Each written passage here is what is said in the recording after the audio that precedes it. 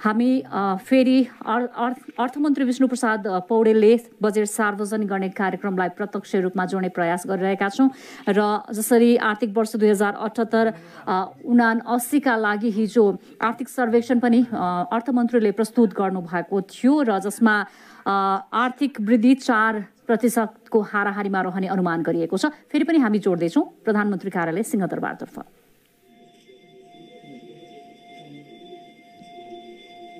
दर्शकवृन्द, यति बेला हामी प्रधानमन्त्री कार्यालयमा छौँ। सरकारले आज आर्थिक वर्ष 78-79 को लागि बजेट सार्वजनिक गर्दैछ।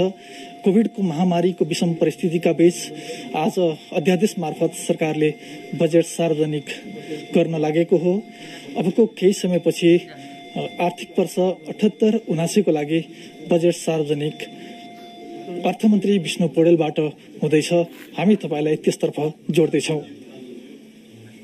मान्य मन्त्रीज्यूहरू, सम्मान्य प्रधानमन्त्रीका सल्लाहकारज्यूहरू, राष्ट्रिय योजना आयोगका मान्य उपाध्यक्षज्यू, श्रीमान मुख्य सचिवज्यू, श्रीमान गभर्नरज्यू, राष्ट्रिय योजना आयोगका मान्य सदस्यज्यूहरू, सचिवहरू, निजी क्षेत्रका सङ्घ सङ्गठनका अध्यक्षज्यूहरू, विभिन्न निकायबाट पाल्नुभएका पदाधिकारीज्यूहरू, सञ्चारकर्मी मित्रहरू, महिला तथा सज्जनवृन्द, आज जेठ 15 गते संवैधानिक प्रावधान बमोजिम बजेट प्रस्तुत गर्ने दिन।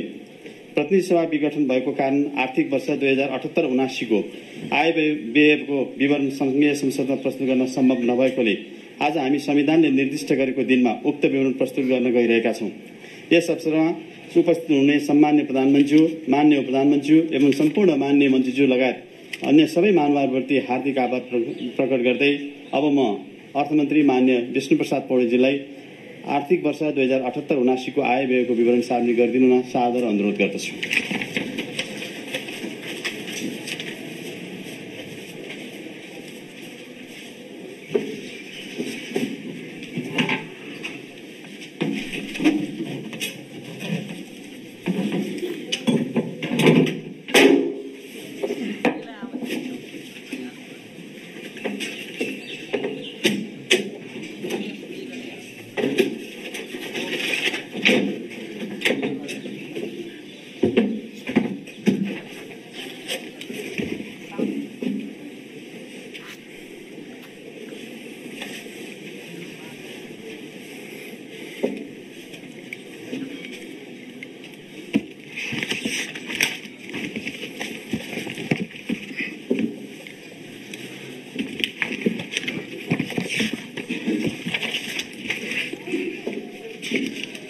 आदरणीय दिदीबहिनी तथा दाजुभाइहरू, कोभिड-19 महामारीले सृजना गरेको हाम्रो जीवनकालकै सर्वाधिक चुनौतीपूर्ण परिस्थितिको सामना गर्दै नागरिकको जीवन रक्षा गर्न र अर्थतन्त्रलाई गतिशील तुल्याउँदै पुनरुत्थान गर्न सकिन्छ भन्ने दृढ विश्वासका साथ म आर्थिक वर्ष 2078-79 को आय व्ययको विवरण सार्वजनिक गर्न उपस्थित भएको छु। संविधानको व्यवस्था बमोजिम प्रतिनिधि सभा विघटन भएको हुनाले राजस्व र व्ययको अनुमान संघीय संसदमा पेश गर्न सम्भव भएन। सम्मान्य राष्ट्रपतिज्यूबाट विनियोजन अध्यादेश, आर्थिक अध्यादेश, राष्ट्र ऋण उठाउने अध्यादेश जारी भइसकेका छन्। यी कानूनहरूमा उल्लेखित मूलभूत विषय आय व्ययको वक्तव्यमा समावेश गरेको छु। सन् 2020 को प्रारम्भमा देखा परेको कोभिड-19 महामारीले हाम्रो विकास र समृद्धिको यात्रालाई गम्भीर रूपमा प्रभावित गरिरहेको छ। कोभिड महामारी र सोको रोकथाम र नियन्त्रण गर्न बाध्यतावश अवलम्बन गरिएका क्रियाकलापले गर्दा धेरै नेपालीको काम र रोजगारी गुमेको छ। संक्रमण रोकथाम, नियन्त्रण र उपचारका लागि गरिएको अथक प्रयासका बावजुद ठूलो संख्यामा नेपालीहरूले ज्यान गुमाउनु परेको छ। यस महामारीबाट मृत्युवरण गर्नुहुने नेपालीहरूप्रति हार्दिक श्रद्धाञ्जली अर्पण गर्दछु। मृतकका परिवारजनमा समवेदना व्यक्त गर्दछु। संक्रमित बिरामीको शीघ्र स्वास्थ्य लाभको कामना गर्दछु। आज जेठ 15 गते गणतन्त्र दिवस। संघीय लोकतान्त्रिक गणतन्त्र स्थापनाका निमित्त भएका आन्दोलनमा जीवन उत्सर्ग गर्नुहुने सम्पूर्ण शहीदहरूप्रति श्रद्धा सुमन अर्पण गर्दछु। ती आन्दोलनमा नेतृत्व गर्नुहुने अग्रज र योगदान गर्नुहुने दिदीबहिनी तथा दाजुभाइहरूप्रति हार्दिक सम्मान प्रकट गर्दछु। कोभिड-19 महामारीको दोस्रो लहरको जोखिम बढ्दै जाँदा हाम्रा सामने चुनौतीहरू थपिएका छन्। संक्रमण जोखिम कायम रहने अवधि र यसको प्रभाव यकिन हुन सकेको छैन। संकटको यस समयमा प्रत्येक नेपालीको जीवन रक्षाको अभियानलाई सरकारले सर्वोच्च प्राथमिकता दिएको छ। सरकार महामारीकै बीचमा पनि स्वास्थ्य सजगता अपनाउँदै आर्थिक गतिविधिलाई निरन्तरता दिन प्रतिबद्ध छ। ऐतिहासिक जनआन्दोलनको जगमा स्थापना भएको संघीय लोकतान्त्रिक गणतन्त्रले हामीलाई दिगो शान्ति, स्थायित्व, विकास, समृद्धि, सामाजिक न्याय र समाजवादतर्फ अघि बढ्ने आधार दिएको छ। प्रत्येक नेपालीको परिवर्तनको चाहना एवं विकास र समृद्धिको सपनालाई सार्थक बनाउने सम्भावनाको ढोका खुलेको छ। सामाजिक न्याय सहितको बहुआयामिक एवं तीव्र विकासद्वारा समृद्ध नेपाल, सुखी नेपालीको राष्ट्रिय आकांक्षा पूरा गर्न सकिने बलियो आधार तयार भएको छ। जनताका मूर्छित सपना जागृत भएका छन् र विकास एवं समृद्धिका नयाँ नयाँ मानक स्थापित गर्दै अघि बढ्न सम्भव भएको छ। वर्तमान सरकारको नेतृत्वमा हामीले विकास, निर्माण र सामाजिक न्यायको क्षेत्रमा उल्लेखनीय सफलता हासिल गरेका छौँ। दशकौंदेखि संकटग्रस्त मेलम्ची खानेपानी आयोजना सञ्चालनमा आएको छ। माथिल्लो तामाकोसी जलविद्युत आयोजना छिट्टै सम्पन्न हुँदैछ। ढलेको धरहरा उठेसँगै सबै नेपालीको मनोबल उच्च भएको छ। सडक पूर्वाधार निर्माण, जलविद्युत उत्पादन, भूकम्पपछिको पुनर्निर्माण र आर्थिक पुनरुत्थानमा प्राप्त नतिजा उल्लेखनीय छन्। सही नीति, सक्षम नेतृत्व, दृढ आत्मविश्वास र समर्पणका साथ अघि बढ्दा विकासको अभियानलाई तीव्रता दिन सकिन्छ भन्ने सकारात्मक सन्देश सम्प्रेषण गर्न हामी सफल भएका छौँ। आगामी वर्षको बजेट तर्जुमा गर्दा नेपालको संविधान, चुनावी घोषणापत्र, 15औं योजना, समृद्ध नेपाल, सुखी नेपालीको राष्ट्रिय आकांक्षा, विकासशील राष्ट्रमा स्तरोन्नति हुने अठोट र दिगो विकास लक्ष्यलाई महत्वपूर्ण आधारको रूपमा लिएको छु। सबै प्रकारका सामाजिक आर्थिक विभेदको अन्त्य गर्दै विकास, समृद्धि र सामाजिक न्यायको यात्रालाई थप गतिशील बनाउने र समाजवादको आधार निर्माण गर्ने उद्देश्यबाट निर्देशित भएको छु। जनप्रतिनिधि, निजी क्षेत्र, बुद्धिजीवी, पेशाविद र आम नागरिकबाट प्राप्त सुझावलाई समेत यथोचित महत्व दिएको छु। आदरणीय दिदीबहिनी तथा दाजुभाइहरू, अर्थतन्त्रका महत्वपूर्ण परिसूचक विवरण र तथ्याङ्क समावेश गरिएको आर्थिक सर्वेक्षण 2077-78 सार्वजनिक भइसकेको छ। अब म मुलुकको अर्थतन्त्रको वर्तमान अवस्थाका बारेमा संक्षिप्त रूपमा प्रस्तुत गर्दछु। कोभिड-19 महामारीबाट आर्थिक गतिविधि प्रभावित हुँदा गत आर्थिक वर्षको आर्थिक वृद्धि दर 2.1%ले ऋणात्मक हुन पुग्यो। सरकारले कार्यान्वयन गरेको आर्थिक पुनरुत्थान सम्बन्धी नीति तथा कार्यक्रमको सकारात्मक परिणामस्वरूप चालु आर्थिक वर्षको आर्थिक वृद्धि दर 4% को हाराहारीमा रहने प्रारम्भिक अनुमान छ। तथापि कोभिड-19 को दोस्रो लहरबाट आर्थिक क्रियाकलाप पुनः प्रभावित भएकोले अनुमानित आर्थिक वृद्धि दर हासिल गर्न चुनौती थपिएको छ। गत वर्ष प्रति व्यक्ति कुल गृहस्थ उत्पादन प्रचलित मूल्यमा $1126 अमेरिकी डलर रहेकोमा चालु वर्ष $1191 अमेरिकी डलर र प्रति व्यक्ति खर्चयोग्य आय $1486 अमेरिकी डलर पुग्ने अनुमान छ। कुल गृहस्थ उत्पादनको अनुपातमा कुल लगानी 30.8% र कुल राष्ट्रिय बचत 31.4% हुने अनुमान छ। स्वास्थ्य जोखिमका बावजुद आपूर्ति श्रृङ्खला नियमित गर्न सकिएकाले मुद्रास्फीति नियन्त्रणमा छ। गत वर्ष 6.7% रहेको उपभोक्ता मुद्रास्फीति चालु आर्थिक वर्षको 9 महिनामा 3.1%मा सीमित भएको छ। शोधनान्तर स्थिति बचतमा रहेको, विप्रेषण आप्रवाहमा वृद्धि भएको, विदेशी विनिमय सञ्चित पर्याप्त रहेको, कर्जा र निक्षेपको वृद्धि दर सकारात्मक रहेको, पुँजी बजारमा कारोबार वृद्धि हुँदै गएको छ। तथापि कोभिड-19 को दोस्रो लहरका कारण यी परिसूचकमा आगामी दिनमा चाप पर्ने अनुमान छ। चालु आर्थिक वर्षको 10 महिनासम्म गत वर्षको सोही अवधिको तुलनामा सरकारी खर्चमा 16% र राजस्व सङ्कलन 14.1%ले वृद्धि भएको छ। वैशाख मसान्तसम्म रु 2 खर्ब 2 अर्ब 28 करोड वैदेशिक सहायताको प्रतिबद्धता प्राप्त भएको छ। प्रदेश र स्थानीय तहमा हुने वित्तीय हस्तान्तरण गत वर्षको पहिलो 10 महिनाको तुलनामा 15.7%ले वृद्धि भई रु 2 खर्ब 94 अर्ब 33 करोड पुगेको छ। प्रदेश र स्थानीय तहमा रु 91 अर्ब 47 करोड राजस्व बाँडफाँड भएको छ। चालु आर्थिक वर्षको पहिलो 9 महिनामा निर्यात 20.2%ले र आयात 13.1%ले बढेको छ। व्यापार घाटामा कमी आई शोधनान्तर स्थिति रु 42 अर्ब 54 करोड बचतमा रहेको छ। विदेशी मुद्राको सञ्चिति 14 खर्ब 33 अर्ब 27 करोड पुगेको छ। चालु आर्थिक वर्षमा कुल विनियोजनको 85.9% खर्च हुने संशोधित अनुमान छ। विनियोजन मध्ये चालुतर्फ 91.4%, पुँजीगततर्फ 71.3% र वित्तीय व्यवस्थापनतर्फ 85.2% खर्च हुने संशोधित अनुमान छ। चालू आर्थिक वर्ष लक्ष्यको तुलनामा 94.8% राजस्व सङ्कलन हुने अनुमान छ। वैदेशिक अनुदान रु 27 अर्ब 6 करोड र विदेशी ऋण रु 1,65 अर्ब 10 करोड परिचालित हुने संशोधित अनुमान छ। आन्तरिक ऋणतर्फ रु 2,23 अर्ब परिचालित हुने अनुमान गरिएको छ।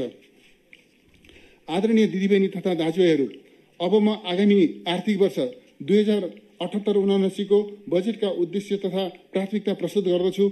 बजेटका उद्देश्यहरू निम्नानुसार रहेका छन्। क. कोभिड-19 को महामारीबाट नागरिकको जीवन रक्षा गर्ने। ख.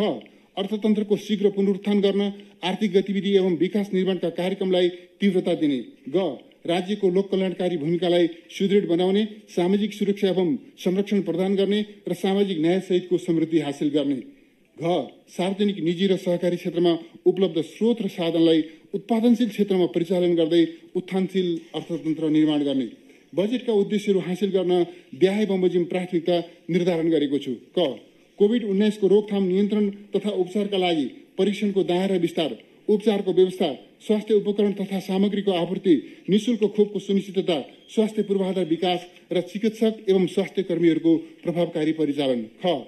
कोभिड-19बाट प्रभावित परिवारलाई राहत, निजी क्षेत्रलाई प्रोत्साहन, सहुलियत र पुनरुत्थानका माध्यमबाट आर्थिक गतिविधि विस्तार। ग. श्रम बजारमा प्रवेश गर्ने तथा रोजगारी गुमाएका श्रमिकलाई काम र रोजगारीको सुनिश्चितता। घ. सबै नेपालीलाई जीवन चक्रमा आधारित सामाजिक सुरक्षा र संरक्षण। ङ. कृषि उत्पादन एवं उत्पादकत्व अभिवृद्धि र खाद्य सुरक्षाको प्रत्याभूति। च. जीवन उपयोगी एवं सिपयुक्त शिक्षाका लागि पूर्वाधारमा लगानी। छ. तीव्र औद्योगिकीकरण र शीघ्र प्रतिफल प्राप्त हुने रणनीतिक महत्त्वका पूर्वाधार निर्माण। ज. सङ्घ, प्रदेश र स्थानीय तहबीच समन्वय र सहकार्य मार्फत सन्तुलित विकास। झ. सबै प्रकारका विभेद र असमानताको अन्त्य, समन्वयिक विकास र विकासका प्रतिफलमा न्यायपूर्ण पहुँच। य. उत्तरदायी शासकीय व्यवस्था, शान्ति सुरक्षाको प्रत्याभूति, भ्रष्टाचार नियन्त्रण, सुशासन र सेवा प्रवाहमा प्रभावकारिता। आदरणीय दिदीबहिनी तथा दाजुभाइहरू, अब म सङ्घ, प्रदेश र स्थानीय तहमा हुने वित्तीय हस्तान्तरणको विवरण प्रस्तुत गर्दछु। प्रदेश र स्थानीय तहमा हस्तान्तरण हुने समानीकरण, विशेष र समपूरक अनुदानका साथै प्रदेश र स्थानीय तहबाट कार्यान्वयन हुने सङ्घीय आयोजना र कार्यक्रमको लागि प्रदान गरिने सशर्त अनुदानमा वृद्धि गरेको छु। राष्ट्रिय प्राकृतिक स्रोत तथा वित्त आयोगद्वारा निर्धारित सूत्रको आधारमा प्रदेशलाई रु 57 अर्ब 95 करोड र स्थानीय तहलाई रु 94 अर्ब 56 करोड समानीकरण अनुदान विनियोजन गरेको छु। सशर्त अनुदानतर्फ प्रदेशलाई रु 35 अर्ब 87 करोड र स्थानीय तहलाई रु 1 अर्ब 73 अर्ब 50 करोड विनियोजन गरेको छु। समपूरक अनुदानतर्फ रु 12 अर्ब 37 करोड र विशेष अनुदानतर्फ रु 12 अर्ब 46 करोड विनियोजन गरेको छु। राजस्व बाँडफाँडतर्फ प्रदेश र स्थानीय तहमा रु 1 अर्ब 26 अर्ब 69 करोड बाँडफाँड हुने अनुमान गरेको छु। सङ्घ, प्रदेश र स्थानीय तहको सहलगानीमा सञ्चालन हुने आयोजनाका लागि सशर्त अनुदान मार्फत वित्तीय हस्तान्तरण गर्ने प्रबन्ध मिलाएको छु। अब म आगामी आर्थिक वर्षको बजेटका कार्यक्रम तथा विनियोजन प्रस्तुत गर्दछु। कोभिड-19 संक्रमण, रोकथाम, नियन्त्रण र उपचार। कोभिड महामारीको रोकथाम, नियन्त्रण र उपचारको भरपर्दो व्यवस्था गरी सबै नेपालीको जीवन रक्षा गर्न सरकार प्रतिबद्ध छ। स्वास्थ्य जोखिम न्यूनीकरण गर्न सम्पूर्ण सामर्थ्य सहित उपलब्ध सबै सम्भावनाको उपयोग गर्न बजेट केन्द्रित रहेको छ।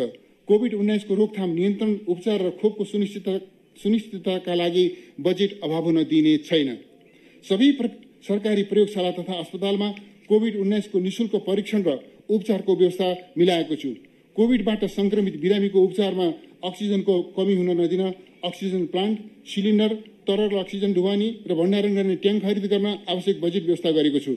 100 शय्याभन्दा बढी क्षमताका सबै अस्पतालमा अनिवार्य रूपमा आफ्नै अक्सिजन प्लान्ट जडान गर्नुपर्ने व्यवस्था गरेको छु। अक्सिजन उद्योग स्थापना गर्न आवश्यक पर्ने उपकरण आयात गर्दा लाग्ने भन्सार तथा मूल्य अभिवृद्धि कर पुरै छुट दिएको छु। सामुदायिक तथा निजी अस्पतालले अक्सिजन प्लान्ट जडान गरेमा लागतको 50% पुँजीगत अनुदान दिइनेछ। कोभिड-19 महामारी अवधिभर अक्सिजन उत्पादन गर्दा लाग्ने विद्युत महसुलमा 50% छुट दिने व्यवस्था मिलाएको छु। कोभिड-19 का बिरामीको उपचारका लागि आवश्यक पर्ने आइसियु, एचडियु, भेन्टिलेटर, टेस्ट किट्स लगायतका आवश्यक उपकरण खरिद गर्न रु 4 अर्ब विनियोजन गरेको छु। कोभिड-19 को उपचारमा प्रयोग हुने औषधिको आयातमा भन्सार महसुल छुट दिएको छु। उपचार सेवामा जनशक्तिको अभाव हुन नदिन सेवा निवृत्त तथा इन्टर्नसिपमा रहेका चिकित्सक, नर्स तथा स्वास्थ्य कर्मीलाई तलब र 50% जोखिम भत्ता पाउने गरी 1 वर्षको सेवा करारमा लिई अस्पतालमा खटाउने व्यवस्था मिलाएको छु। कोभिड-19 संक्रमण जोखिम नियन्त्रण गर्न अन्तर्राष्ट्रिय स्थलगत सीमा नाका तथा विमानस्थलमा हेल्थ डेस्क सञ्चालन र होल्डिङ सेन्टर स्थापना गरिनेछ। सबै स्थानीय तहमा क्वारेन्टिन निर्माण, कन्ट्र्याक्ट ट्रेसिङ, आइसोलेसन सेन्टर स्थापना, जनशक्तिको व्यवस्था एवं औषधि उपकरणको नियमित आपूर्ति गर्न आवश्यक रकम विनियोजन गरेको छु। अस्पतालमा सहियको अभावमा स्वास्थ्य उपचार नपाउने अवस्था सृजना हुन दिइने छैन।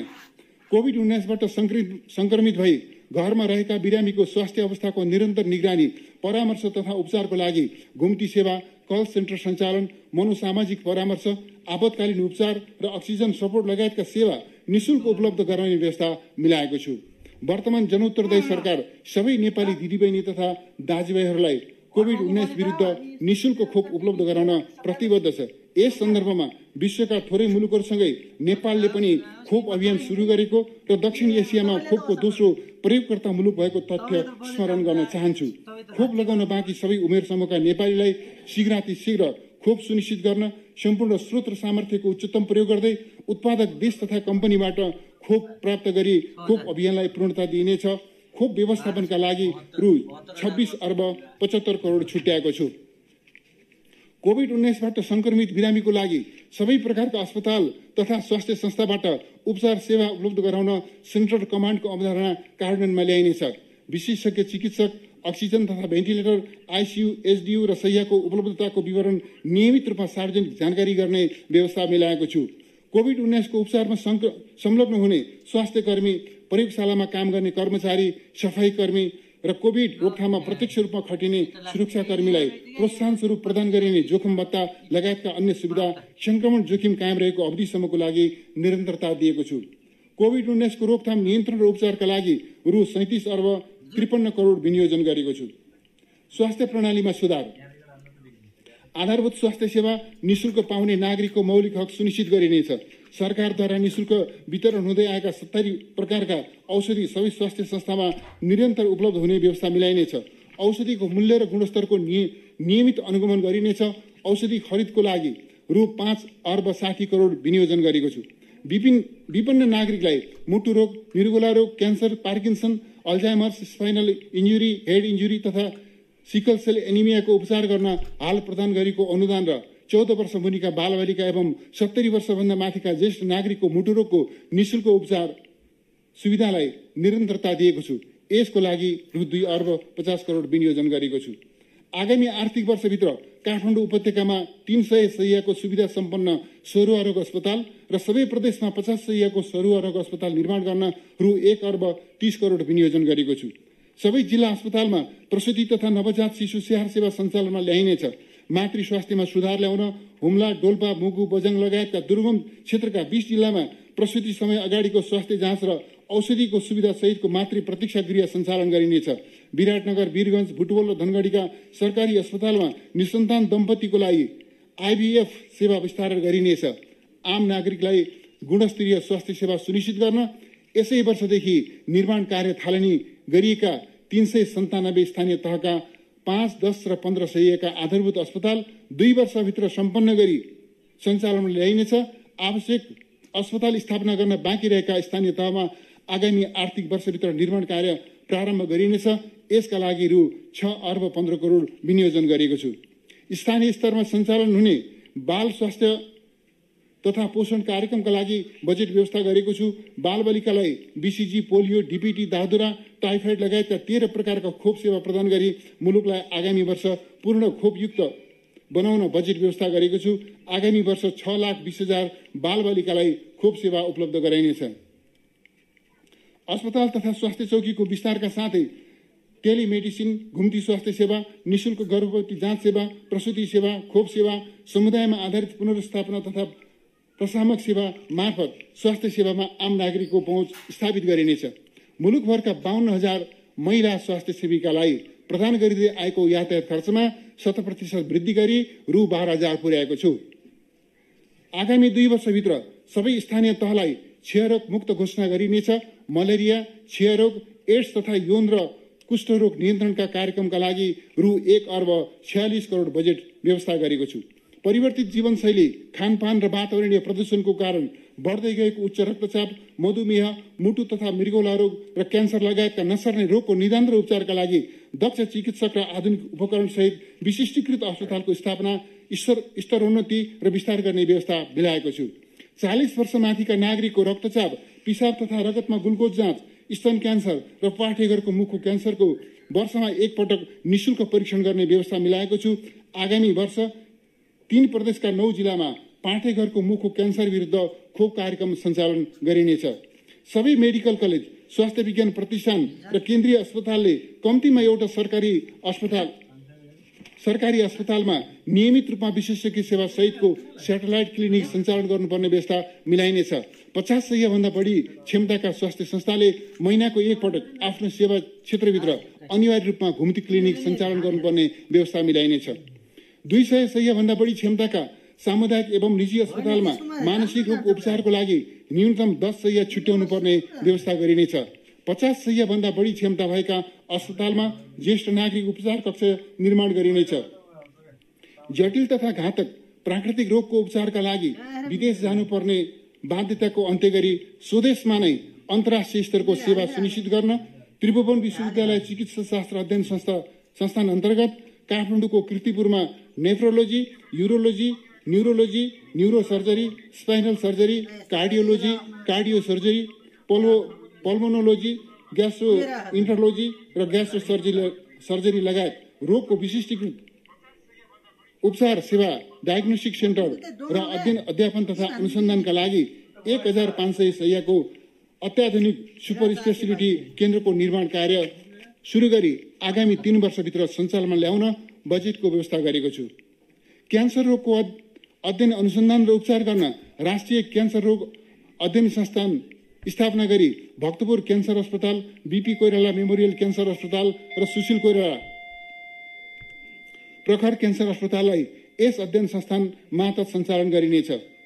मनमोहन कार्डियोभास्कुलर तथा ट्रान्सप्लान्ट केन्द्र, त्रिभुवन विश्वविद्यालय शिक्षण अस्पताल, बीपी कोइराला क्यान्सर अस्पताल, जीपी कोइराला राष्ट्रिय श्वास प्रश्वास केन्द्र, सुशील कोइराला प्रखर अस्पताल, रामराजा प्रसाद सिंह स्वास्थ्य विज्ञान प्रतिष्ठानको पूर्वाधार निर्माण गर्न रु 1 अर्ब 28 करोड विनियोजन गरेको छु।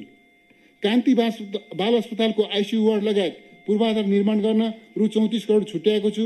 शहीद गंगालाल मुटुरोग अस्पतालको सेवा विस्तार गरी बाल मुटुरोग युनिट सञ्चालन एवं अपरेसन थिएटर स्तरोन्नति गर्न रु 58 करोड विनियोजन गरेको छु।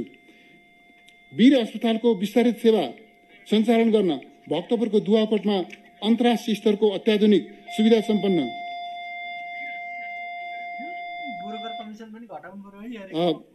वीर अस्पतालको विस्तारित सेवा सञ्चालन गर्न भक्तपुरको दुवाकोटमा अन्तर्राष्ट्रिय स्तरको अत्याधुनिक सुविधा सम्पन्न अस्पताल निर्माण गरिनेछ। 3 वर्षभित्र निर्माण सम्पन्न गरी सेवा सञ्चालन गर्ने लक्ष्यका साथ आगामी आर्थिक वर्षमा विस्तृत परियोजना प्रतिवेदन लगायत पूर्व तयारी कार्य सम्पन्न गरिनेछ। भौतिक पूर्वाधार, उपकरण र दक्ष जनशक्ति व्यवस्थापन एकसाथ पूरा गरी अस्पताल सञ्चालनमा ल्याइनेछ। यसलाई राष्ट्रिय गौरवको आयोजनामा समावेश गरी छुट्टै आयोजना कार्यालय मार्फत कार्यान्वयन गर्ने व्यवस्था मिलाइनेछ। काठमाडौँको जडीबुटीदेखि अस्पताल निर्माणस्थलसम्म मनोहरा नदीको दुवै किनारामा 4 लेनको करिडर सडक निर्माण गरिनेछ। आगामी आर्थिक वर्ष ढल्केवर, बर्दघाट र लम्कीमा ट्रमा सेन्टर स्थापना गर्न बजेट व्यवस्था गरेको छु। धादिङको बेलकुमा ट्रमा सेन्टर स्थापनाको सम्भाव्यता अध्ययन पूरा गरिनेछ। रोग निदानका लागि विदेशमा नमुना परीक्षण गर्न पठाउनु पर्ने बाध्यतालाई अन्त्य गर्न पूर्वाधार विकास र आवश्यक उपकरणको व्यवस्था गरी राष्ट्रिय जनस्वास्थ्य प्रयोगशालालाई सेन्टर अफ एक्सिलेन्सको रूपमा स्तरोन्नति गरिनेछ।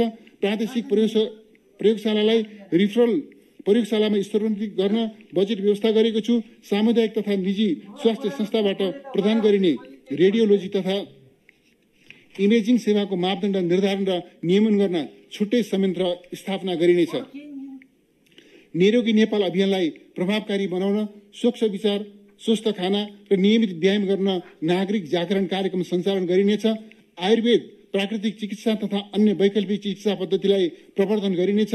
सबै प्रदेशमा आयुर्वेदिक अस्पताल र प्राकृतिक चिकित्सालय स्थापना गरिनेछ। आगामी आर्थिक वर्षभित्र सबै स्थानीय तहमा स्वास्थ्य बीमा कार्यक्रम विस्तार गरी न्यूनतम 50% परिवारलाई बीमाको दायरामा ल्याइनेछ। स्वास्थ्य बीमा बोर्डको संस्थागत क्षमता अभिवृद्धि गरिनेछ। बीमा कार्यक्रमको दिगोपनको लागि वैकल्पिक वित्तीय स्रोतको व्यवस्था गरिनेछ। स्वास्थ्य बीमा कार्यक्रम सञ्चालन गर्न रु 7 अर्ब 50 करोड विनियोजन गरेको छु। स्वास्थ्य विज्ञान प्रतिष्ठान आयोग तथा अनुसन्धान केन्द्रको भूमिकालाई प्रभावकारी बनाउन एकीकृत कानुन तर्जुमा गरिनेछ। नयाँ स्थापना हुने तथा स्तरोन्नति भएका अस्पताल एवं स्वास्थ्य संस्थाको लागि आवश्यक दरबन्दी थप गरिनेछ। स्वास्थ्य तथा जनसङ्ख्या मन्त्रालयको बजेट वृद्धि गरी रु 1 खर्ब 22 अर्ब 77 करोड पुर्याएको छु। अब म राहत सहुलियत र आर्थिक पुनर्स्थापन कार्यक्रम तथा विनियोजन प्रस्तुत गर्दछु। राहत सहुलियत र आर्थिक पुनर्स्थापन। कोभिड महामारीको प्रतिकूल प्रभावले गर्दा शिथिल भएको अर्थतन्त्रलाई चलायमान बनाई अर्थतन्त्रका मुख्य परिचालक क्षेत्रलाई प्रवर्धन गर्न र तीव्र आर्थिक वृद्धिको लक्ष्य हासिल गर्न राहत सहुलियत र आर्थिक पुनरुत्थानका कार्यक्रम कार्यान्वयन गरिनेछ। गुणस्तरीय खानेपानी सेवा सुनिश्चित गरी नागरिकको स्वास्थ्यमा सुधार ल्याउन नेपाल खानेपानी संस्थान, काठमाडौँ उपत्यका खानेपानी लिमिटेड र स्थानीय तहले ग्राहस्थ उपभोक्तालाई वितरण गर्ने मासिक 20,000 लिटरसम्मको खानेपानी महसुल यसै महिनादेखि छुट दिई निःशुल्क उपलब्ध गर्ने व्यवस्था गरेको छु। निषेधाज्ञा अवधिभर खाद्य व्यवस्था तथा व्यापार कम्पनी र साल ट्रेडिङ कम्पनीबाट बिक्री हुने चामल, पिठो, दाल, नुन, खाने तेल, चिनी तथा खाना पकाउने ग्यासको बिक्री मूल्यमा 20% छुट दिने व्यवस्था मिलाएको छु।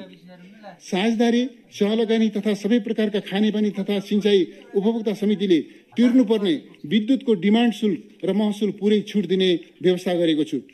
निषेधाज्ञा अवधिभर घरायसी तथा साना विद्युत उपभोक्ताले मासिक 20 युनिटसम्म खपत गर्नेलाई 100%, मासिक 150 युनिटसम्म खपत गर्नेलाई 50% र 250 युनिटसम्म खपत गर्नेलाई 30% महसुल छुट दिइनेछ। उत्पादनमूलक उद्योग, होटल तथा चलचित्र उद्योगलाई निषेधाज्ञा अवधिको विद्युत डिमान्ड शुल्क छुट दिने व्यवस्था मिलाइनेछ। कोभिड-19 प्रभावित होटल, ट्राभल, ट्रेकिङ लगायतका पर्यटन व्यवसाय, सार्वजनिक यातायात, हवाई सेवा, चलचित्र उद्योग, हस्तकला उद्योग, सञ्चार गृह, विज्ञापन सेवा, tailoring, beauty parlour, health club जस्ता व्यवसायले आर्थिक वर्ष 2078-79 मा तिर्नुपर्ने इजाजत तथा नवीकरण दस्तुर छुट दिई स्वतः नवीकरण हुने व्यवस्था मिलाएको छु। कोभिड महामारीका कारण सञ्चालनमा आउन नसकेका होटललाई आइसोलेसन सेन्टरको रूपमा सञ्चालन गरेमा नेपाल सरकारले निर्धारण गरेको मापदण्ड बमोजिमको रकम उपलब्ध गराउने व्यवस्था गरेको छु। होटल तथा पर्यटन क्षेत्रलाई उत्पादनमूलक उद्योग सरहको सुविधा उपलब्ध गराइनेछ। दूध, तरकारी, फलफूल, माछा, मासु लगायतका नाशवान उपभोग्य वस्तुको उत्पादन स्थलदेखि नजिकको बजार केन्द्रसम्म सहज आपूर्ति गर्न लाग्ने ढुवानी भाडामा 25% अनुदान उपलब्ध गराउने व्यवस्था मिलाएको छु। साना किसानका लागि धानको बिउ खरिदमा स्थानीय तह मार्फत 50% अनुदान उपलब्ध गराइनेछ। सार्वजनिक विद्यालय तथा क्याम्पसका उच्च माध्यमिक र सोभन्दा माथिल्लो तहमा अध्ययनरत विद्यार्थीलाई वैकल्पिक सिकाइमा सहयोग पुर्याउने उद्देश्यका साथ एक थान ल्यापटप खरिद गर्न रु 80,000 सम्म 2 वर्ष अवधिको 1% ब्याज दरमा कर्जा उपलब्ध गराउने व्यवस्था मिलाएको छु। 16 वर्षभन्दा माथि उमेरका विद्यार्थीलाई एक थान सिम कार्ड निःशुल्क उपलब्ध गराइनेछ। सामाजिक सुरक्षा कोषमा आबद्ध श्रमिक तथा रोजगारदाताले जम्मा गर्नुपर्ने 2078 जेठ र असार महिनाको योगदान रकम नेपाल सरकारले बिहोर्ने गरी बजेट छुट्याएको छु। घरेलु, साना, मझौला तथा ठूला उद्योग, पर्यटन, निजी शैक्षिक संस्था, यातायात, चलचित्र उद्योग तथा सञ्चार गृहमा कार्यरत श्रमिक तथा कर्मचारीको पारिश्रमिक भुक्तानी तथा व्यवसाय सञ्चालनका लागि स्थापना गरिएको व्यावसायिक निरन्तरता कोषलाई आगामी आर्थिक वर्षमा पनि निरन्तरता दिएको छु। सरकारी र सरकारी स्वामित्वका निकायको घर, गोदाम वा जग्गा भाडामा लिई व्यवसाय गरेका व्यवसायीहरूले निषेधाज्ञा अवधिको भुक्तानी गर्नुपर्ने भाडामा 50% सम्म छुट दिने व्यवस्था मिलाइनेछ। सार्वजनिक खरिद संस्थाको हर्जना नलाग्ने गरी 6 महिनासम्म म्याद थप गर्ने र बैंक ग्यारेन्टीको अवधि बढाउँदा थप दस्तुर नलिने व्यवस्था मिलाएको छु। निर्माण व्यवसायलाई चालु पुँजी व्यवस्थापनमा सहयोग पुर्याउन रिटेन्सन मनी बापतको 50% रकम बराबरको बैंक ग्यारेन्टी राखी फिर्ता लिन पाउने व्यवस्था मिलाइनेछ। निर्माण व्यवसायको क्षमता अभिवृद्धि तथा व्यावसायिक हितका लागि निर्माण व्यवसाय कोषको रकम परिचालन गरिनेछ। कोभिड-19 प्रभावित व्यवसायका लागि नेपाल राष्ट्र ब्याङ्कबाट 5% ब्याज दरमा प्रदान गरिँदै आएको पुनर्कर्जा सुविधालाई निरन्तरता दिएको छु। पुनर्कर्जाको सुविधा उपयोग गर्न पाउने व्यवसायको क्षेत्र र रकमको सीमा विस्तार गरिनेछ। लघु, साना तथा मझौला उद्योग, व्यवसाय, कृषि, युवा उद्यम, महिला उद्यम तथा वैदेशिक रोजगारबाट फर्किएका व्यक्तिहरूका लागि प्रदान गरिने सहुलियतपूर्ण कर्जाको सीमा र क्षेत्र विस्तार गरिनेछ। यसका लागि 5% ब्याज अनुदान दिन रु 13 अर्ब विनियोजन गरेको छु।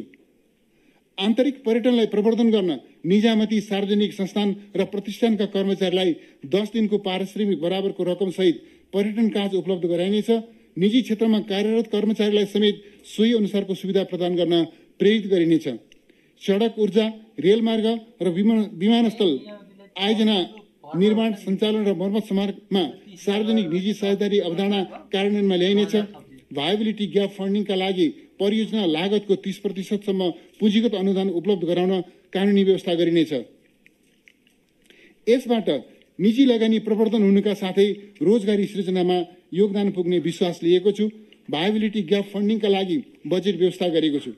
युवा उद्यमीलाई स्टार्टअप व्यवसायमा संलग्न हुन प्रेरित गर्ने उद्देश्यले परियोजना धितो राखी 1% ब्याज दरमा रु 25 लाखसम्म बिउ पुँजी कर्जा उपलब्ध गराइनेछ। स्टार्टअप व्यवसायको दर्ता, नवीकरण तथा अन्य सेवा एकद्वार प्रणालीबाट निःशुल्क उपलब्ध गराउने व्यवस्था मिलाएको छु। स्टार्टअप व्यवसायमा वैदेशिक लगानी भित्राउन नीतिगत सहजीकरण गरिनेछ। यसका लागि रु 1 अर्बको च्यालेन्ज फन्ड स्थापना गरेको छु। नेपाल भ्रमण गर्ने विदेशी पर्यटकलाई 1 महिना अवधिको पर्यटकीय भिसा निःशुल्क प्रदान गरिनेछ। अब म श्रम, रोजगारी तथा सामाजिक सुरक्षा सम्बन्धी कार्यक्रम तथा विनियोजन प्रस्तुत गर्दछु। श्रम, रोजगार र रोजगारी सृजना। सबै नागरिकलाई मर्यादित रोजगारी सुनिश्चित गर्न सरकारी, निजी, सहकारी र गैर सरकारी क्षेत्रको समन्वय र सहकार्यमा काम र रोजगारीका अवसर सृजना गरिनेछ। प्रधानमन्त्री रोजगार कार्यक्रमको पुनर्संरचना गरी बेरोजगार व्यक्तिलाई न्यूनतम 100 दिनको रोजगारी सुनिश्चित गरिनेछ। स्थानीय स्तरमा सञ्चालन हुने सडक, सिंचाई, भवन, पुल, नदी नियन्त्रण, वृक्षारोपण लगायत सङ्घ, प्रदेश र स्थानीय तहका आयोजना तथा कार्यक्रममा रोजगार सेवा केन्द्रमा सूचीकृत बेरोजगार व्यक्तिलाई काममा लगाउनु पर्ने गरी खरिद संस्था गर्नुपर्ने व्यवस्था मिलाइनेछ। प्रधानमन्त्री रोजगार कार्यक्रमबाट आगामी वर्ष 2 लाख रोजगारी सृजना गर्न रु 12 अर्ब विनियोजन गरेको छु। श्रम बजारमा प्रवेश गर्ने युवा, वैदेशिक रोजगारबाट फर्किएका तथा स्वदेशमा रोजगार गुमाएका श्रमिकको सिप विकास गरी क्षमता अभिवृद्धि गर्न हस्तकला, प्लम्बिङ, बिजुली मर्मत, इलेक्ट्रिसियन, कुक, कालीगढ, सिकर्मी, डकर्मी, सिलाइ, कटाई, ब्युटिसियन, कपाल कटाई, सवारी साधन तथा मोबाइल मर्मत लगायतका व्यवसायमा थप 1 लाख व्यक्तिलाई सिप विकास तालिम प्रदान गर्न रु 40 करोड विनियोजन गरेको छु। स्वदेशी उद्योगको आवश्यकता अनुरूपको सिपयुक्त जनशक्तिको विकास गर्न निजी क्षेत्रको साझेदारीमा उत्पादन तथा सेवामूलक उद्योगमा प्रशिक्षार्थी कामदारलाई 3 महिनाको न्यूनतम पारिश्रमिक बराबरको अनुदान उपलब्ध गराई कार्यस्थलमा आधारित तालिम सञ्चालन गर्न रु 1 अर्ब छुट्याएको छु।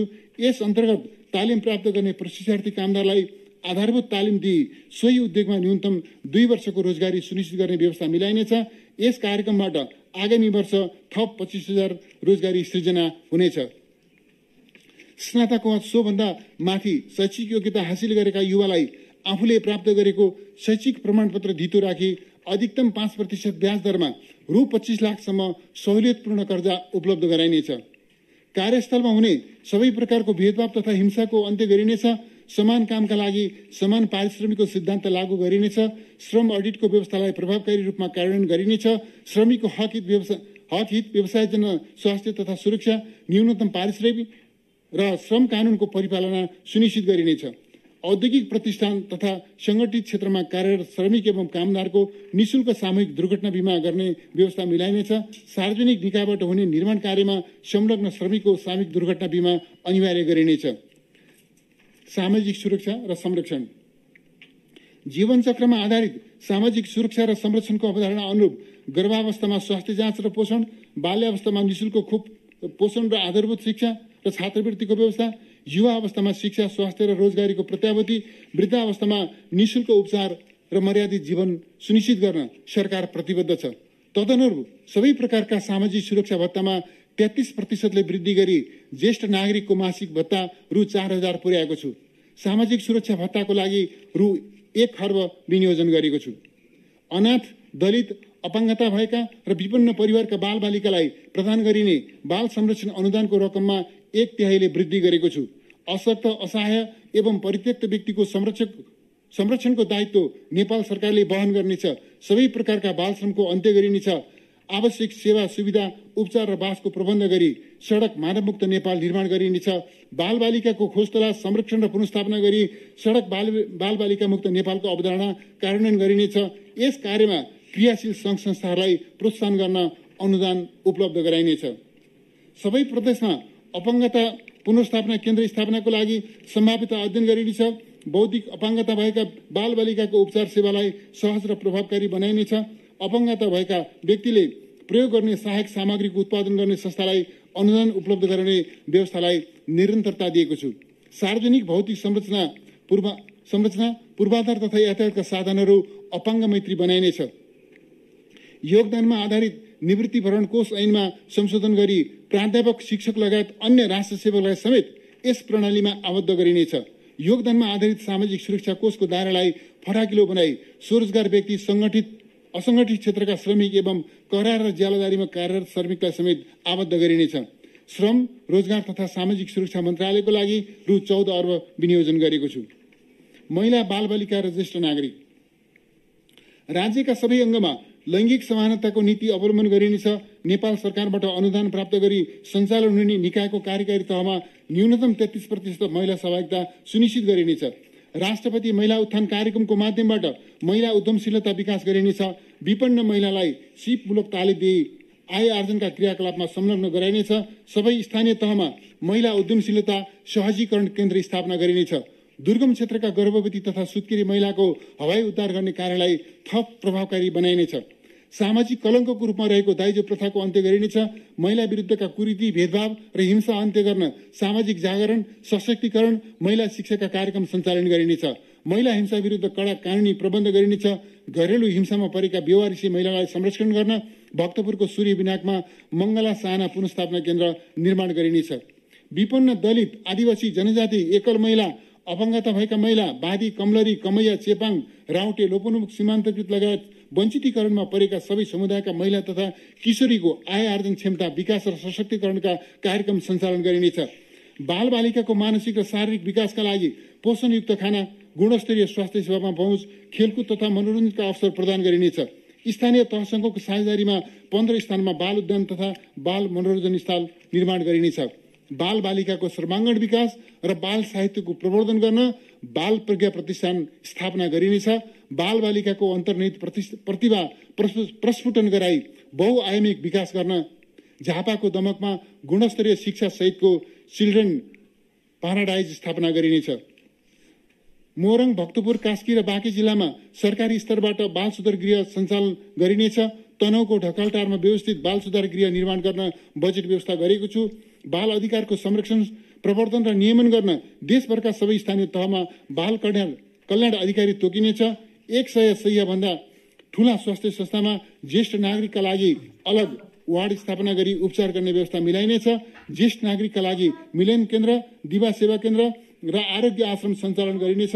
काठमाडौँको गोठाटारमा अस्पतालको सुविधासहित 500 क्षमताको ज्येष्ठ नागरिक आवास निर्माण गर्न आवश्यक रकम व्यवस्था गरेको छु। एकल महिला, विधवा, विधुर, शारीरिक र मानसिक रूपमा अशक्त, असहाय, आफ्नो परिवार र संरक्षण नभएका ज्येष्ठ नागरिकका लागि निःशुल्क औषधोपचार र संरक्षणको व्यवस्था गरिनेछ।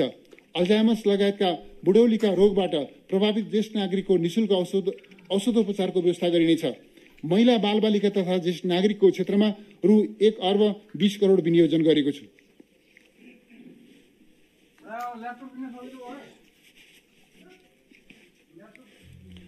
अब म कृषि, वन, उद्योग, वाणिज्य, पर्यटन लगायत आर्थिक क्षेत्रका कार्यक्रम र विनियोजन प्रस्तुत गर्दछु। कृषि तथा पशुपन्छी विकास। कृषि क्षेत्रलाई आधुनिकीकरण र व्यवसायीकरण गरी उत्थानशील अर्थतन्त्रको प्रमुख आधारको रूपमा विकास गरिनेछ। कृषि उपजको मूल्य श्रृङ्खलाबाट उत्पादक किसान लाभान्वित हुने व्यवस्था गरिनेछ। कृषि उत्पादनको विविधीकरण एवं विशिष्टीकरण मार्फत उत्पादकत्व अभिवृद्धि गरी नागरिकको खाद्य एवं पोषण अधिकार सुनिश्चित गरिनेछ। कृषि योग्य जमिनको चक्लाबन्दी गरी कौबलियत, सामूहिक र करार खेती गर्न प्रोत्साहित गरिनेछ।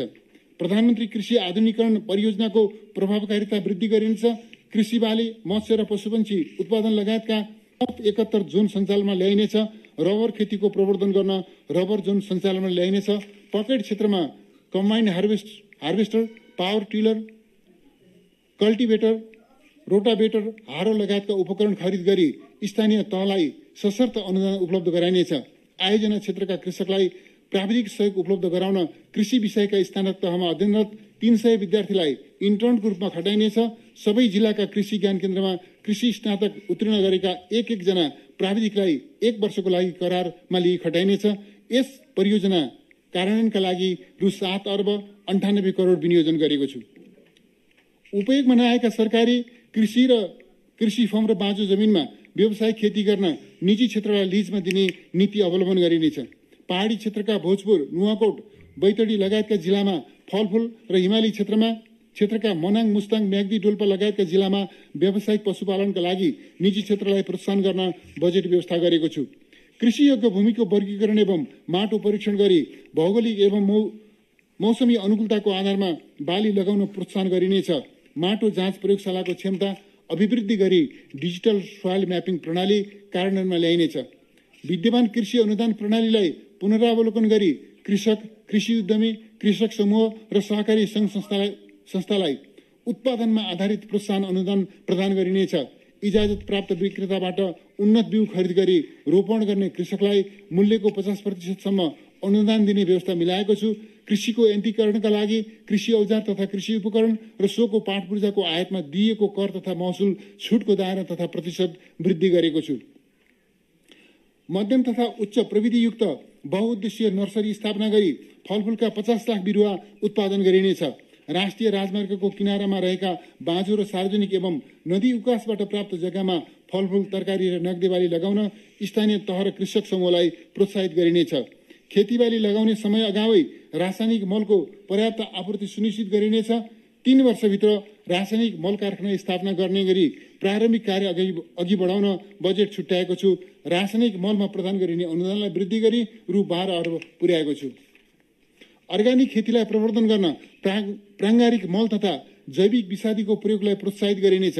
अर्ग्यानिक खेतीको पकेट क्षेत्रमा उत्पादित उपजको ब्रान्डिङ, प्रमाणीकरण र बजार प्रवर्धन गरिनेछ। जैविक विषादी कारखाना स्थापना गर्न निजी क्षेत्रलाई 50% सहुलियत अनुदान उपलब्ध गराउने व्यवस्था मिलाएको छु। सबै प्रदेशमा भण्डारण सुविधा सहितको कृषि उपज प्रशोधन केन्द्र र औद्योगिक कृषि बजार स्थापना गरिनेछ। इलाममा अलैँची, मकवानपुरको चितवनमा तरकारी, सल्यानमा अदुवा तथा जुम्लामा स्याउ लक्षित औद्योगिक कृषि बजार स्थापनाको सम्भाव्यता अध्ययन पूरा गरी निर्माण कार्य सुरु गरिनेछ। न्यूनतम समर्थन मूल्य तोकिएका धान, गहुँ र मकै लगायतका कृषि उपजको भण्डारण गरी आपूर्ति व्यवस्थापनलाई सहज एवं नियमित बनाउन खाद्य व्यवस्था तथा व्यापार कम्पनी र कृषि सहकारी मार्फत खरिद गर्ने व्यवस्था मिलाइनेछ। स्थानीय तह मार्फत 200 खाद्य भण्डार केन्द्र, 89 शीत कक्ष र शीत भण्डार स्थापना गरिनेछ। खाद्य भण्डार गृहको बिमा प्रिमियममा 50% अनुदान दिने व्यवस्था मिलाएको छु। उखु उत्पादक किसानलाई उत्पादन परिमाणका आधारमा चिनी मिलमा उखु बिक्री गरेको 15 दिनभित्र अनुदान प्रदान गर्न रु 84 करोड विनियोजन गरेको छु। प्रदेश तथा स्थानीय तह मार्फत मेचीनगर, रङ्गेली, रत्ननगर, कागेश्वरी, मनहरा, सन्धिखर्क लगायत 17 स्थानमा कृषि थोक बजार स्थापना गरिनेछ। सल्यानको कपुरकोट र डोटीको सिलगढीमा कृषि थोक बजार स्थापना गर्न पूर्व तयारी कार्य गरिनेछ। काठमाडौँको चौहारमा निर्माणाधीन फलफूल तथा तरकारी हाट बजार सञ्चालनमा ल्याइनेछ। कृषि उत्पादन ढुवानी गर्न, कृषि रज्जुमार्ग निर्माण गर्न स्थानीय तह तथा कृषि सहकारीलाई 50% पुँजीगत अनुदान उपलब्ध गराइनेछ। कृषि उपज सङ्कलन, प्रशोधन तथा ब्रान्डिङ गरी स्वदेशी तथा अन्तर्राष्ट्रिय बजारमा बिक्री वितरण गर्न रूपन्देहीको कर्साघाटमा आधुनिक प्रविधियुक्त कृषि उपज थोक बजार केन्द्रको निर्माण कार्य आरम्भ गरिनेछ। उत्पादक किसानको कृषि उपजको यथार्थ मूल्य प्राप्त गर्ने सुनिश्चितताको लागि मध्यस्थकर्ताको अनुचित नाफालाई नियन्त्रण गरिनेछ। कृषकलाई बिउ बिजन तथा मलको उपलब्धता, मौसम र सबै प्रकारका कृषि उपजको बजार मूल्य सम्बन्धी जानकारीमूलक सूचना मोबाइल एप्स मार्फत नियमित रूपमा उपलब्ध हुने व्यवस्था मिलाइनेछ। कृषिमा आधारित उद्यम तथा मूल्य श्रृङ्खला विकासको लागि सहुलियतपूर्ण कर्जा प्रवाह गर्न रु 7 अर्ब 60 करोड छुट्याएको छु। इच्छुक किसान सहभागी हुन सक्ने गरी कृषि बाली तथा पशुपक्षी बीमाको दायरा विस्तार गरिनेछ। पशु र बाली बीमाको प्रिमियम बापत 50% अनुदान दिने व्यवस्थालाई निरन्तरता दिएको छु। 2 वर्षभित्र नेपाललाई दूध र तरकारी, 3 वर्षभित्र गहुँ, मकै, कोदो र फापर एवं 5 वर्षभित्र चामलमा आत्मनिर्भर बनाइनेछ। कृषकबाट उत्पादित दूधका लागि बजार सुनिश्चित गर्न विराटनगर, पोखरा लगायतका स्थानमा दूध सङ्कलन र चिस्यान केन्द्रको स्थापना र क्षमता विस्तार गरिनेछ। स्वदेशमा उत्पादित दूध तथा दूधजन्य पदार्थको खपत वृद्धि गर्न निजी तथा सहकारी सङ्घ संस्थाहरूको लगानीमा उच्च तापमानयुक्त दूध प्रशोधन तथा धुलो दूध कारखाना स्थापना गर्न 35% सम्म पुँजीगत अनुदान दिने व्यवस्था मिलाएको छु। मनाङ, मुस्ताङ, जुम्ला लगायतका हिमाली जिल्लामा व्यावसायिक स्याउ खेती प्रवर्धन गर्न बेर्ना खरिदका लागि 50% अनुदानको व्यवस्था गरेको छु। सोलुखुम्बु, जाजरकोट, बैतडी लगायतका 9 जिल्लामा मिसन ओखर कार्यक्रम सञ्चालन गरिनेछ। भोजपुर, काभ्रे, पर्वत, स्याङ्जा, दाङ, डडेलधुरा लगायतका 10 जिल्लामा व्यावसायिक कागती खेती विस्तार कार्यक्रम सञ्चालन गरिनेछ। सुधारिएको गोठ निर्माण, पशुदाना, आहार र घाँसको उत्पादन तथा चरण क्षेत्र विकास एवं विस्तारका लागि कार्यक्रम सञ्चालन गरिनेछ। मुलुकका 468 स्थानीय तहमा कृत्रिम गर्भाधान मिसन कार्यक्रम सञ्चालन गरी 7 लाख उन्नत नस्लका गाई, भैँसी र बाख्रा उत्पादन गरिनेछ। उच्च प्रजननमान भएका स्रोत पशु स्वदेशमै उत्पादन गरिनेछ। कृत्रिम गर्भाधान सेवा निःशुल्क उपलब्ध गराइनेछ। गाई, भैँसी र कुखुरामा लाग्ने महामारी रोग नियन्त्रणको लागि खोप उत्पादनमा नेपाललाई आत्मनिर्भर बनाइनेछ। पशु स्वास्थ्य सुधार कार्यक्रमका लागि आवश्यक रकम विनियोजन गरेको छु। सबै प्रदेशमा स्वच्छ र व्यवस्थित नमुना पशुपक्षी वधशाला निर्माण गरी सञ्चालनमा ल्याउन निजी क्षेत्रलाई सहुलियत र प्रोत्साहन गरिनेछ। विराटनगर, पोखरा, सुर्खेत र धनगढीमा आधुनिक पशु वधशाला स्थापना गरिनेछ। कृषि अनुसन्धानमा लगानी वृद्धि गरिनेछ। नेपाल कृषि अनुसन्धान परिषदबाट अन्नबाली, तरकारी तथा फलफुलका वर्णशंकर जात विकास गरिनेछ। रैथाने प्रजातिका बिउ, बिजन र नस्ललाई संरक्षण गर्न विश्वविद्यालयसँग सहकार्य गरिनेछ।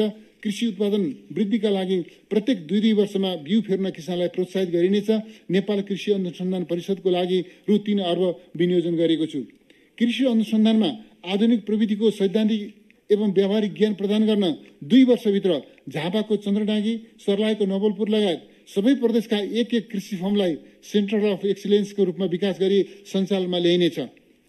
अब कोही भोकै पर्दैन, भोकले कोही मर्दैन भन्ने सरकारको सङ्कल्पलाई व्यावहारिक रूपमा कार्यान्वयन गर्न भूमिहीन किसान, दलित र आर्थिक तथा सामाजिक दृष्टिले पछाडि परेका वर्ग र समुदायमा खाद्य एवं पोषणको पहुँच विस्तार गरिनेछ। भोकमरी तथा खाद्य असुरक्षाको जोखिममा रहेका व्यक्ति, परिवार, वर्ग र समुदायलाई खाद्यान्न उपलब्ध गराई भोकमरी अन्त्य गरिनेछ। खाद्य वस्तुको स्वच्छता एवं गुणस्तर कायम गर्न अनुगमन गर्ने निकायको क्षमता अभिवृद्धि गरिनेछ।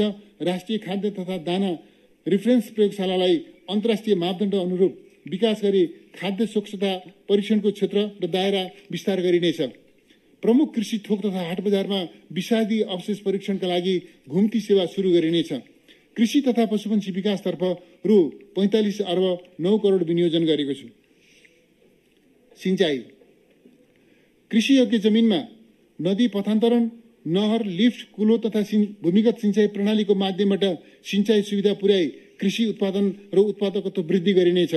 निर्माणाधीन आयोजना निर्धारित समयमै सम्पन्न गर्न, सम्भाव्यता अध्ययन पूरा भएका सिंचाई आयोजना निर्माण प्रारम्भ गर्न र सिंचाई प्रणालीको नियमित मर्मत समार गर्न प्राथमिकताका साथ बजेट छुट्याएको छु।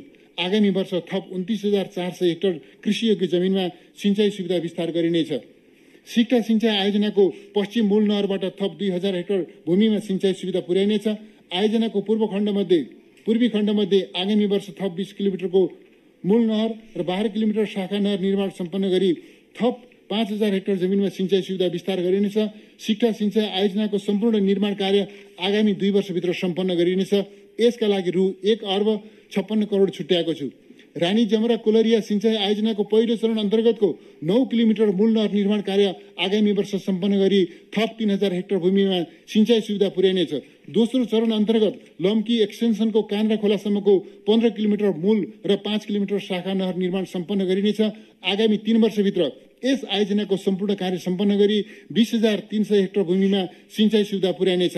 आयोजना अन्तर्गतको विद्युत गृहबाट 4.7 मेगावाट विद्युत उत्पादन गरिनेछ।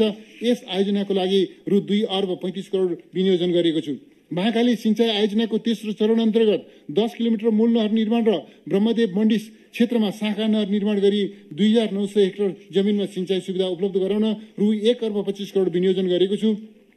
बबई सिंचाई आयोजनाको पश्चिम खण्डको बाँकी 8 किलोमिटर नहर निर्माण सम्पन्न गर्न रु 1 अर्ब 44 करोड विनियोजन गरेको छु।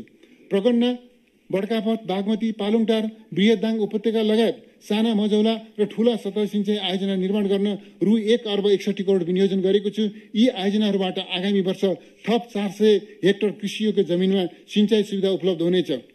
सुरुङको माध्यमबाट एक नदीको पानी अर्को नदीमा पठान्तरण गरी खानेपानी, सिंचाई र विद्युतका लागि बहुउद्देश्य प्रयोग गर्ने प्रविधिबाट हामी जलस्रोतको उपयोग गर्न नयाँ युगमा प्रवेश गरेका छौँ। निर्माणाधीन नदी पथान्तरण आयोजना समयमा नै सम्पन्न गरिनेछ। सम्भावनायुक्त स्थानमा नदी पथान्तरण आयोजना सञ्चालन गरी झापादेखि कञ्चनपुरसम्मका तराईका भूभागमा सिंचाई सुविधा विस्तार गरिनेछ।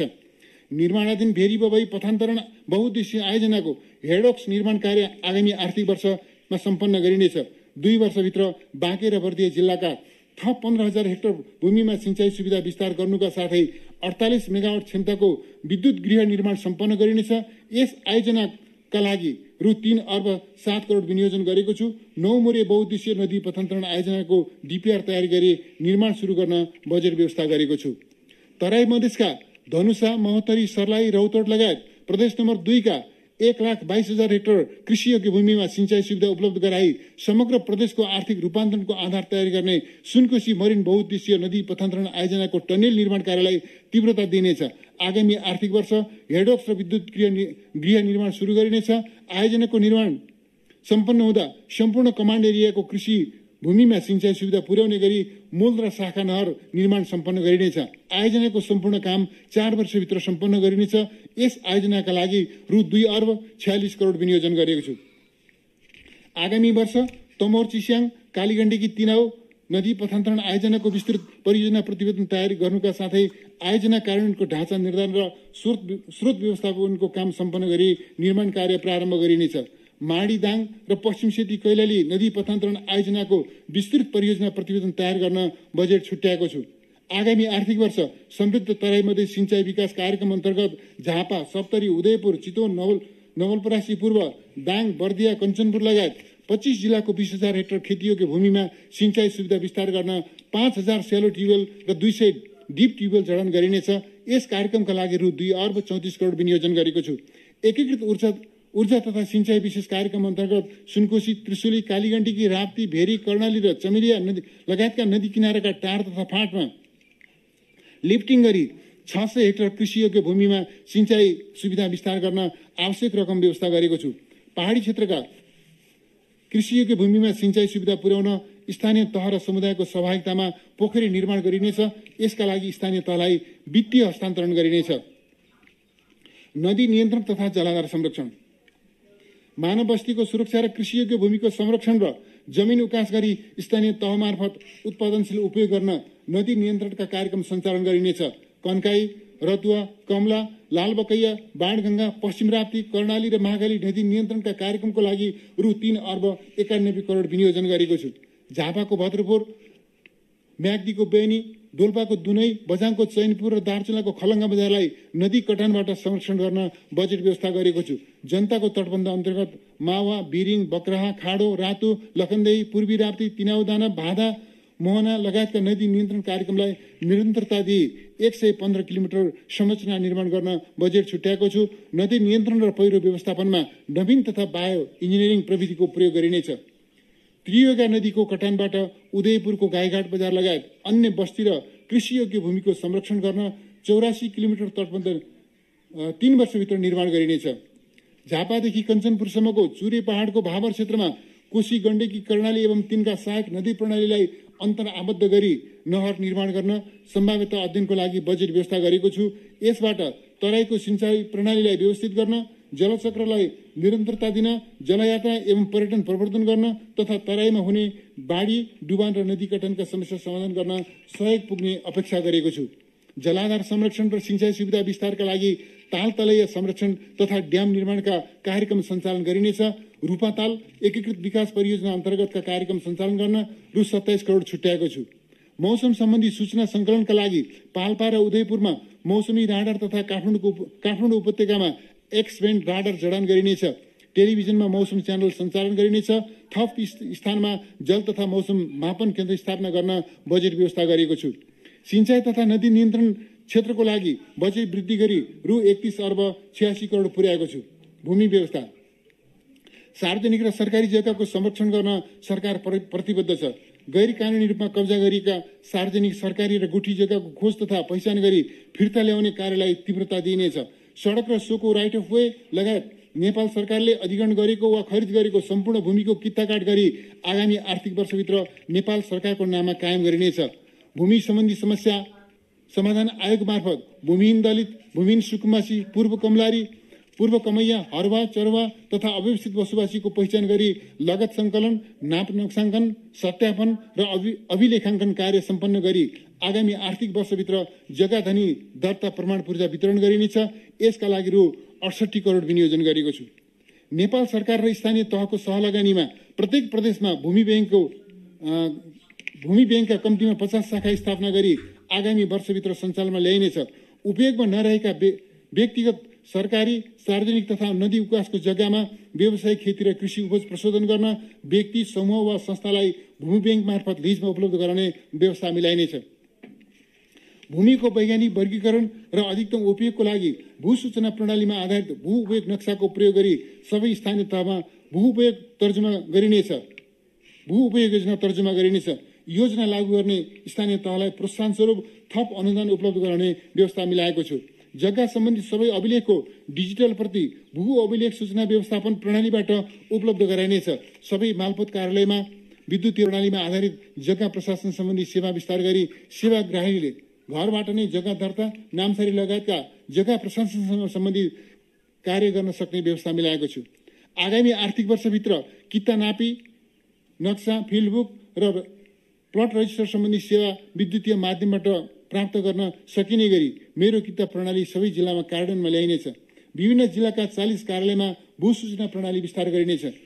भू सूचना सङ्कलन, सर्वेक्षण र नाप नक्साङ्कन गर्न अत्याधुनिक लाइडर प्रविधिको प्रयोगलाई निरन्तरता दिँदै आगामी आर्थिक वर्ष मेचीदेखि नारायणीसम्मका तराईका 15,000 वर्ग किलोमिटर क्षेत्रको नाप नक्साङ्कन कार्य सम्पन्न गर्न रु 43 करोड विनियोजन गरेको छु।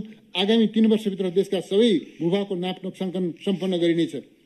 सहकारी तथा गरिबी निवारण सहकारी क्षेत्रलाई अर्थतन्त्रको महत्त्वपूर्ण आधार स्तम्भको रूपमा विकास गरिनेछ। वित्तीय पहुँच विस्तार, सामाजिक एवं आर्थिक सशक्तिकरण र उत्पादनशील क्षेत्रमा सहकारी सङ्घ संस्थालाई परिचालन गरिनेछ। भूमिहीन, सुकुम्बासी, दलित एवं पिछडिएका वर्ग र समुदायलाई सहकारी संस्थामा आबद्ध गरी उद्यमशीलता विकासका कार्यक्रम सञ्चालन गरिनेछ। सहकारी सङ्घ संस्थालाई स्थानीय कच्चा पदार्थमा आधारित घरेलु तथा साना उद्योगको प्रवर्धन, स्थानीय उत्पादनको भण्डारण, प्रशोधन, प्याकेजिङ र बजारीकरणका लागि प्रोत्साहित गरिनेछ। सहकारी सङ्घ संस्थालाई कृषि तथा पशुपक्षीजन्य उत्पादनको प्रशोधन गरी मूल्य श्रृङ्खला विकास गर्न सहुलियतपूर्ण कर्जा दिने व्यवस्था गरेको छु। सहकारी सङ्घ संस्थालाई स्थानीय तहसँगको साझेदारीमा कृषि बजार केन्द्र स्थापना गर्न सहयोग उपलब्ध गराइनेछ। कृषि सामग्री भण्डारण गर्न साबिकका साझा सहकारी संस्थाका गोदाम मर्मत गरी सञ्चालनमा ल्याउन स्थानीय तहलाई सशर्त अनुदान प्रदान गरिनेछ। सहकारीको माध्यमबाट खाद्यान्न, दलहन, तरकारी, फलफुल, चिया, अलैँची, कफी खेती गर्न आवश्यक पर्ने बिउ, बिजन, यन्त्र र उपकरण खरिदमा अनुदान दिने व्यवस्था मिलाएको छु। रोजगारीका अवसर विस्तार गर्ने सहकारी सङ्घ संस्थाको क्षमता अभिवृद्धि र संस्थागत सुदृढीकरणका लागि प्राविधिक सहयोग र प्रतिफलमा आधारित अनुदान उपलब्ध गराइनेछ। सहकारी क्षेत्रको सुदृढीकरणका लागि बजेट व्यवस्था गरेको छु। आगामी वर्ष सबै जिल्लाका गरिब घर परिवारलाई राज्य सुविधा परिचय पत्र वितरण गर्ने काम सम्पन्न गरिनेछ। सरकारको तर्फबाट प्रदान गरिने गरिब लक्षित सबै सेवा सुविधालाई सोही परिचय पत्रसँग आबद्ध गरिनेछ। गरिबीसँग विशेषकर कार्यक्रमलाई निरन्तरता दिएको छु। गरिबी निवारण कोषलाई खारेज गरेको छु। कोषमा आबद्ध करिब 32,000 सामुदायिक समूहलाई सहकारीमा रूपान्तरण गरिनेछ। समूहले परिचालन गरेको रु 19 अर्ब आवर्ती कोषलाई सहकारीको बिउ पुँजीको रूपमा उपयोग गरी गरिबी निवारणका कार्यक्रम सञ्चालन गरिनेछ। भूमि व्यवस्था, सहकारी तथा गरिबी निवारण मन्त्रालयको लागि रु 8 अर्ब 21 करोड विनियोजन गरेको छु। वन विकास, काष्ठ, गैर काष्ठ र जडीबुटीमा आधारित वनजन्य उद्यमलाई रोजगारी र आर्थिक उपार्जनसँग आबद्ध गरी उद्यमशीलता प्रवर्धन गरिनेछ। मुलुकको आर्थिक समृद्धिमा वन क्षेत्रको योगदान अभिवृद्धि गर्न दिगो वन व्यवस्थापनको राष्ट्रिय मापदण्ड कार्यान्वयनमा ल्याइनेछ। राष्ट्रपति सूर्य संरक्षण कार्यक्रम अन्तर्गत शिवालिक तथा महाभारत क्षेत्रमा 200 पोखरी निर्माण गरी भूमिगत जल पुनर्भरण गरिनेछ। सूर्य क्षेत्रका 164 नदी प्रणालीमा भूक्षय नियन्त्रणका कार्यक्रम सञ्चालन गरिनेछ। यस कार्यक्रमका लागि रु 1,53 करोड विनियोजन गरेको छु। निर्यातको सम्भावना रहेका बोधिचित्त, रुद्राक्ष, चिराइतो, श्रीखण्ड, पाँचौले लगायतका उच्च मूल्ययुक्त वनस्पति र जडीबुटीको व्यावसायिक उत्पादन, प्रशोधन र प्रमाणीकरण बजारीकरण गर्न प्रोत्साहित गरिनेछ। भौगोलिक सम्भाव्यताका आधारमा वनस्पति एवं जडीबुटीका नर्सरी विकास गरिनेछ। जडीबुटी बालीको बिमा गरी प्रिमियम रकममा 50% अनुदान दिने व्यवस्था मिलाएको छु। राष्ट्रिय निकुञ्ज, आरक्ष, संरक्षित क्षेत्र, मध्यवर्ती क्षेत्र, सिमसार, वनस्पति उद्यान र सामुदायिक वनमा जैविक विविधता र प्राकृतिक सौन्दर्यमा आधारित पर्यटन पूर्वाधार विकास गरिनेछ। निजी क्षेत्रसँगको सहकार्यमा कञ्चनपुर, बर्दिया, चितवन, नुवाकोट र दोलखा जिल्लामा प्रकृतिमा आधारित पर्यटन पूर्वाधार विकास कार्यक्रम सञ्चालन गरिनेछ। भक्तपुरको सूर्य विनायकमा निर्माणाधीन राष्ट्रिय प्राणी उद्यान र तनहुमा भानुभक्त प्राणी उद्यानको निर्माण कार्य सम्पन्न गरिनेछ। सबै प्रदेशमा प्रादेशिक तहका प्राणी उद्यान स्थापना गर्न सम्भाव्यता अध्ययनका लागि बजेट छुट्याएको छु। मानव र वन्यजन्तु बीचको द्वन्द्व न्यूनीकरणका लागि संरक्षित क्षेत्र र राष्ट्रिय वनमा रहेका जैविक मार्ग, घाँसे मैदान, सिमसार, प्राकृतिक पोखरी एवं वासस्थानको संरक्षण गरिनेछ। संरक्षित र मध्यवर्ती क्षेत्रभित्र बसोबास गर्ने नागरिक र कर्मचारीलाई वन्यजन्तुको आक्रमणबाट हुन सक्ने क्षति परिपूरण गर्न दुर्घटना बिमा गराइनेछ। वनजन्य पशुपक्षीको व्यावसायिक पालन गर्न निजी, सहकारी र सामुदायिक संस्थालाई प्रोत्साहित गरिनेछ। पाँचौले, केसर र यार्सगुम्बा जस्ता दुर्लभ एवं बहुमूल्य वनस्पति तथा जडीबुटीको व्यावसायिक खेती गर्न अनुसन्धान केन्द्र स्थापना गरिनेछ। बाघ, एकसिङे गैंडा, हात्ती, कस्तुरी, गोही, सालक जस्ता सङ्कटापन्न तथा दुर्लभ वन्यजन्तुको संरक्षण गरिनेछ। रोजगारी र आय आर्जनको अवसर विस्तार गर्न वन क्षेत्रमा सामूहिक खेती र निजी जग्गामा कृषि वन लगाउन प्रोत्साहित गरिनेछ। लुम्बिनी प्रदेश र प्रदेश नम्बर 2 का 50 स्थानीय तहमा समृद्धिका लागि वन कार्यक्रम सञ्चालन गरिनेछ। सूर्य तथा तराई मधेस क्षेत्रमा 1,50,00,000 वृक्षारोपण गरिनेछ।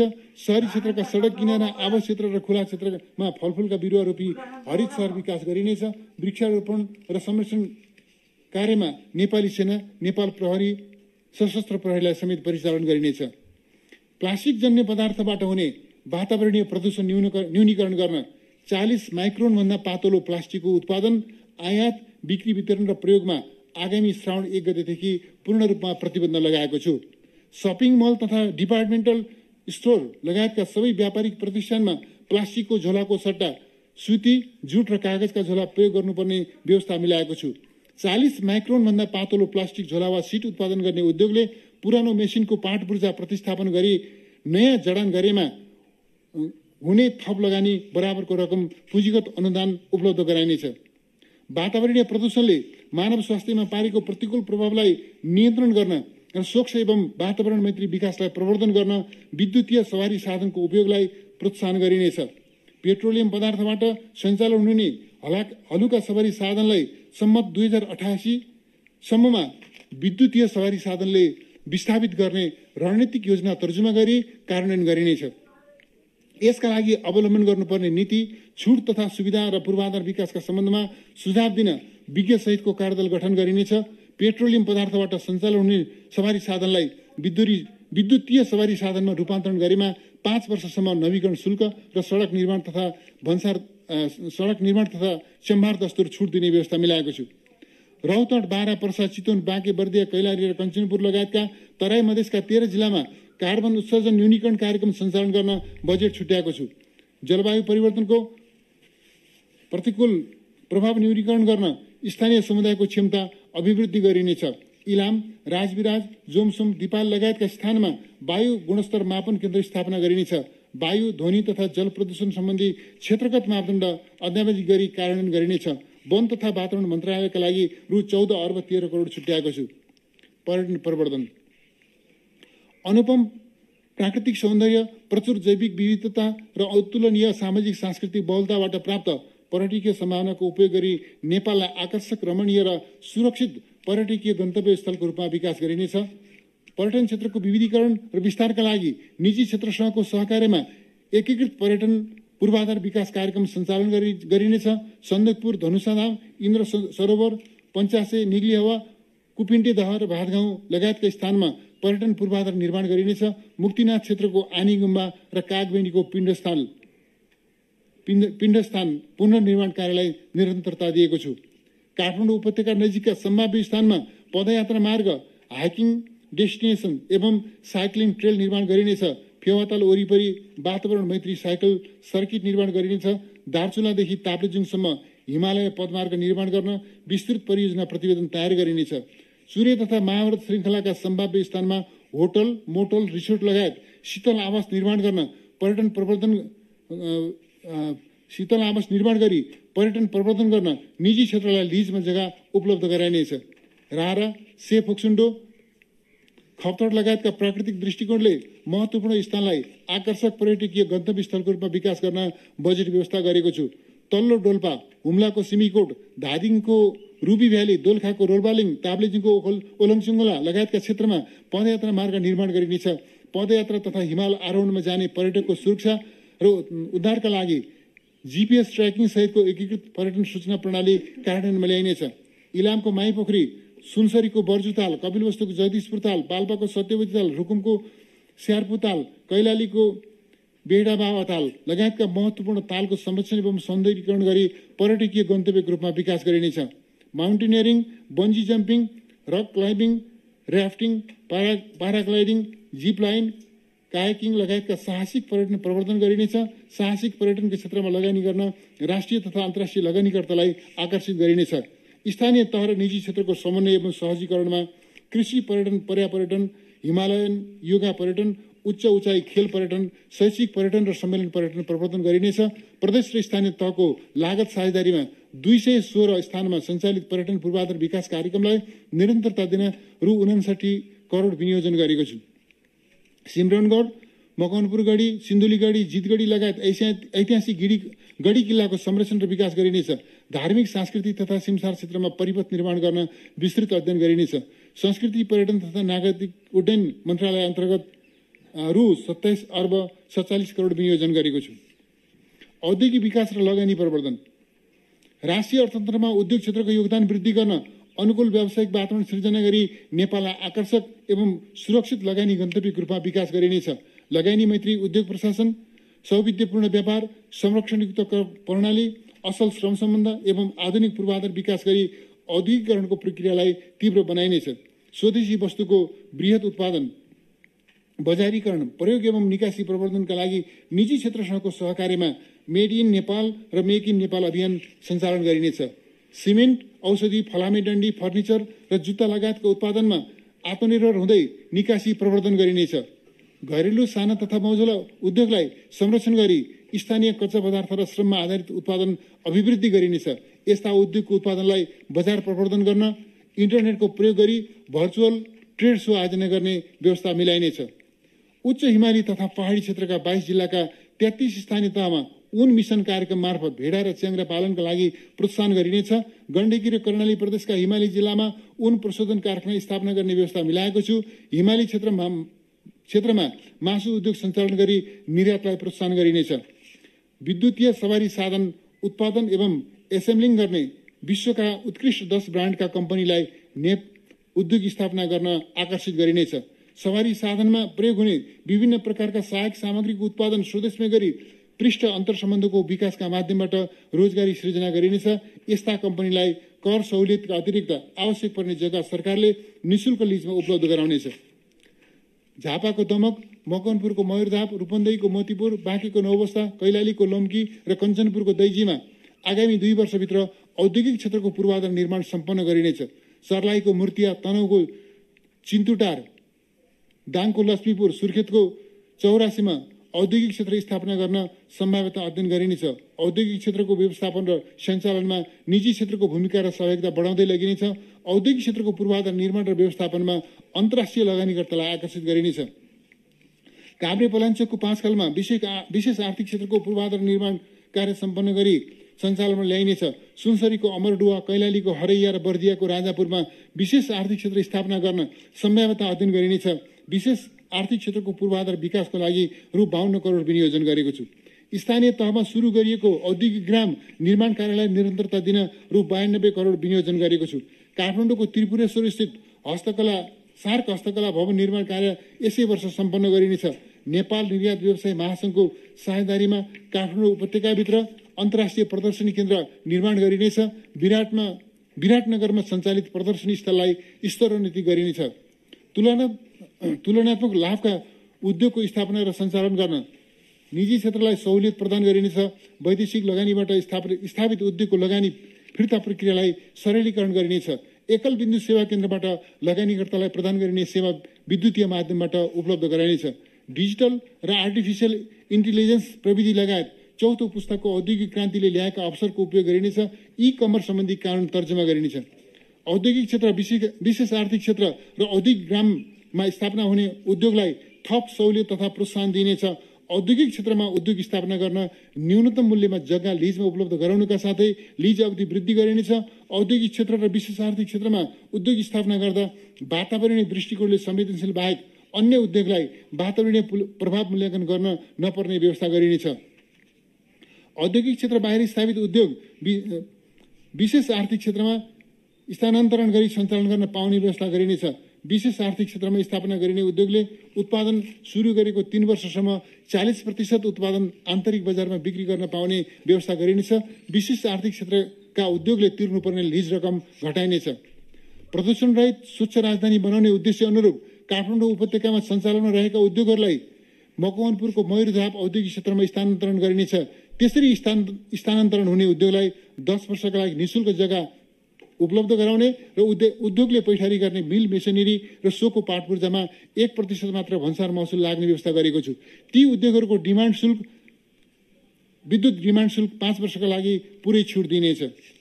दलित समुदायको परम्परागत सिप कला र पेसालाई संरक्षण सम्वर्धन र आधुनिकीकरण गरी व्यावसायिक बनाउन र रोजगारीको अवसर तथा दायरा विस्तार गर्न सबै प्रदेशमा भगत सर्वजित शिल्प उत्थान तथा विकास कार्यक्रम सञ्चालन गरिनेछ।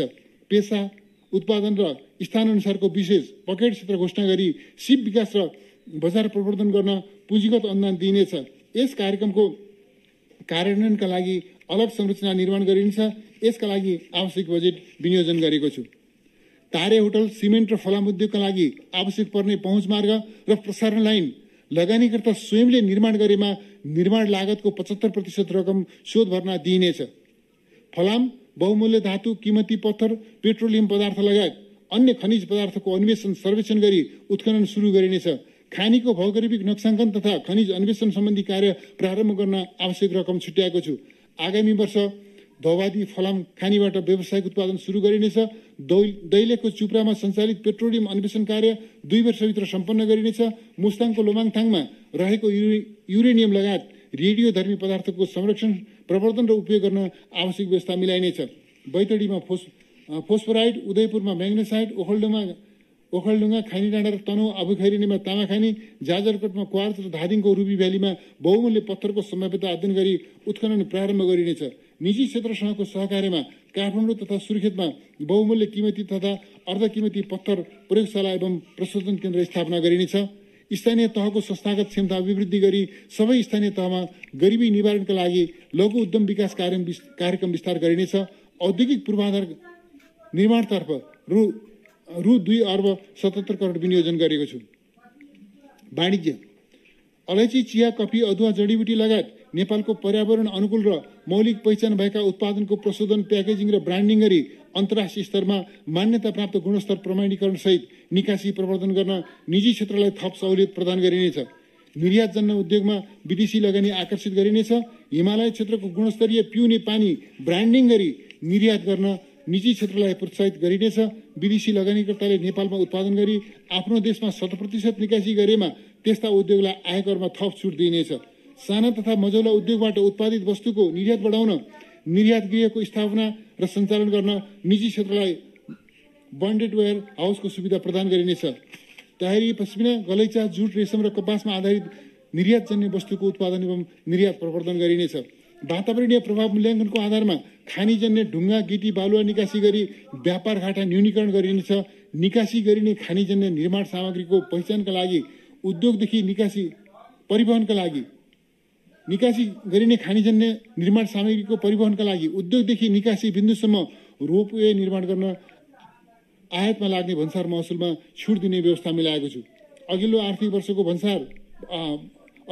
वर्षको भन्दा थप परिमाण र मूल्यको सामग्री निर्यात गर्ने निर्यातकर्तालाई थप अनुदान दिने व्यवस्था गरिनेछ।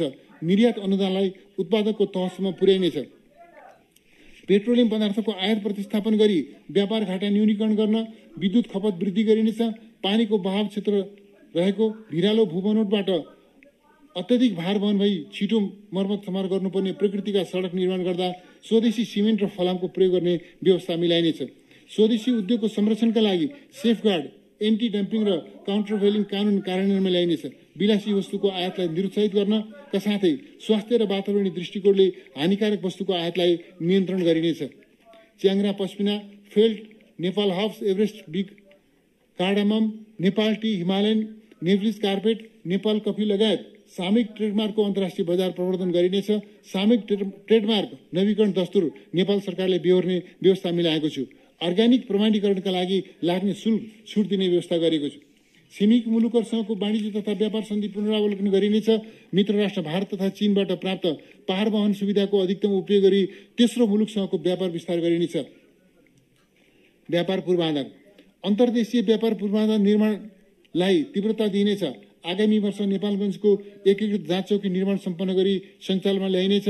भैरवाको एकीकृत जाँच चौकी निर्माण कार्य शीघ्र सम्पन्न गरिनेछ। नेपाल र भारत सीमानामा रहेका एकीकृत जाँच चौकीलाई रेलमार्गसँग आबद्ध गरिनेछ। बेलैया सीमा नाकामा 2000 मालवाहक सवारी साधन अट्ने पार्किङ यार्ड निर्माण गर्ने व्यवस्था मिलाएको छु।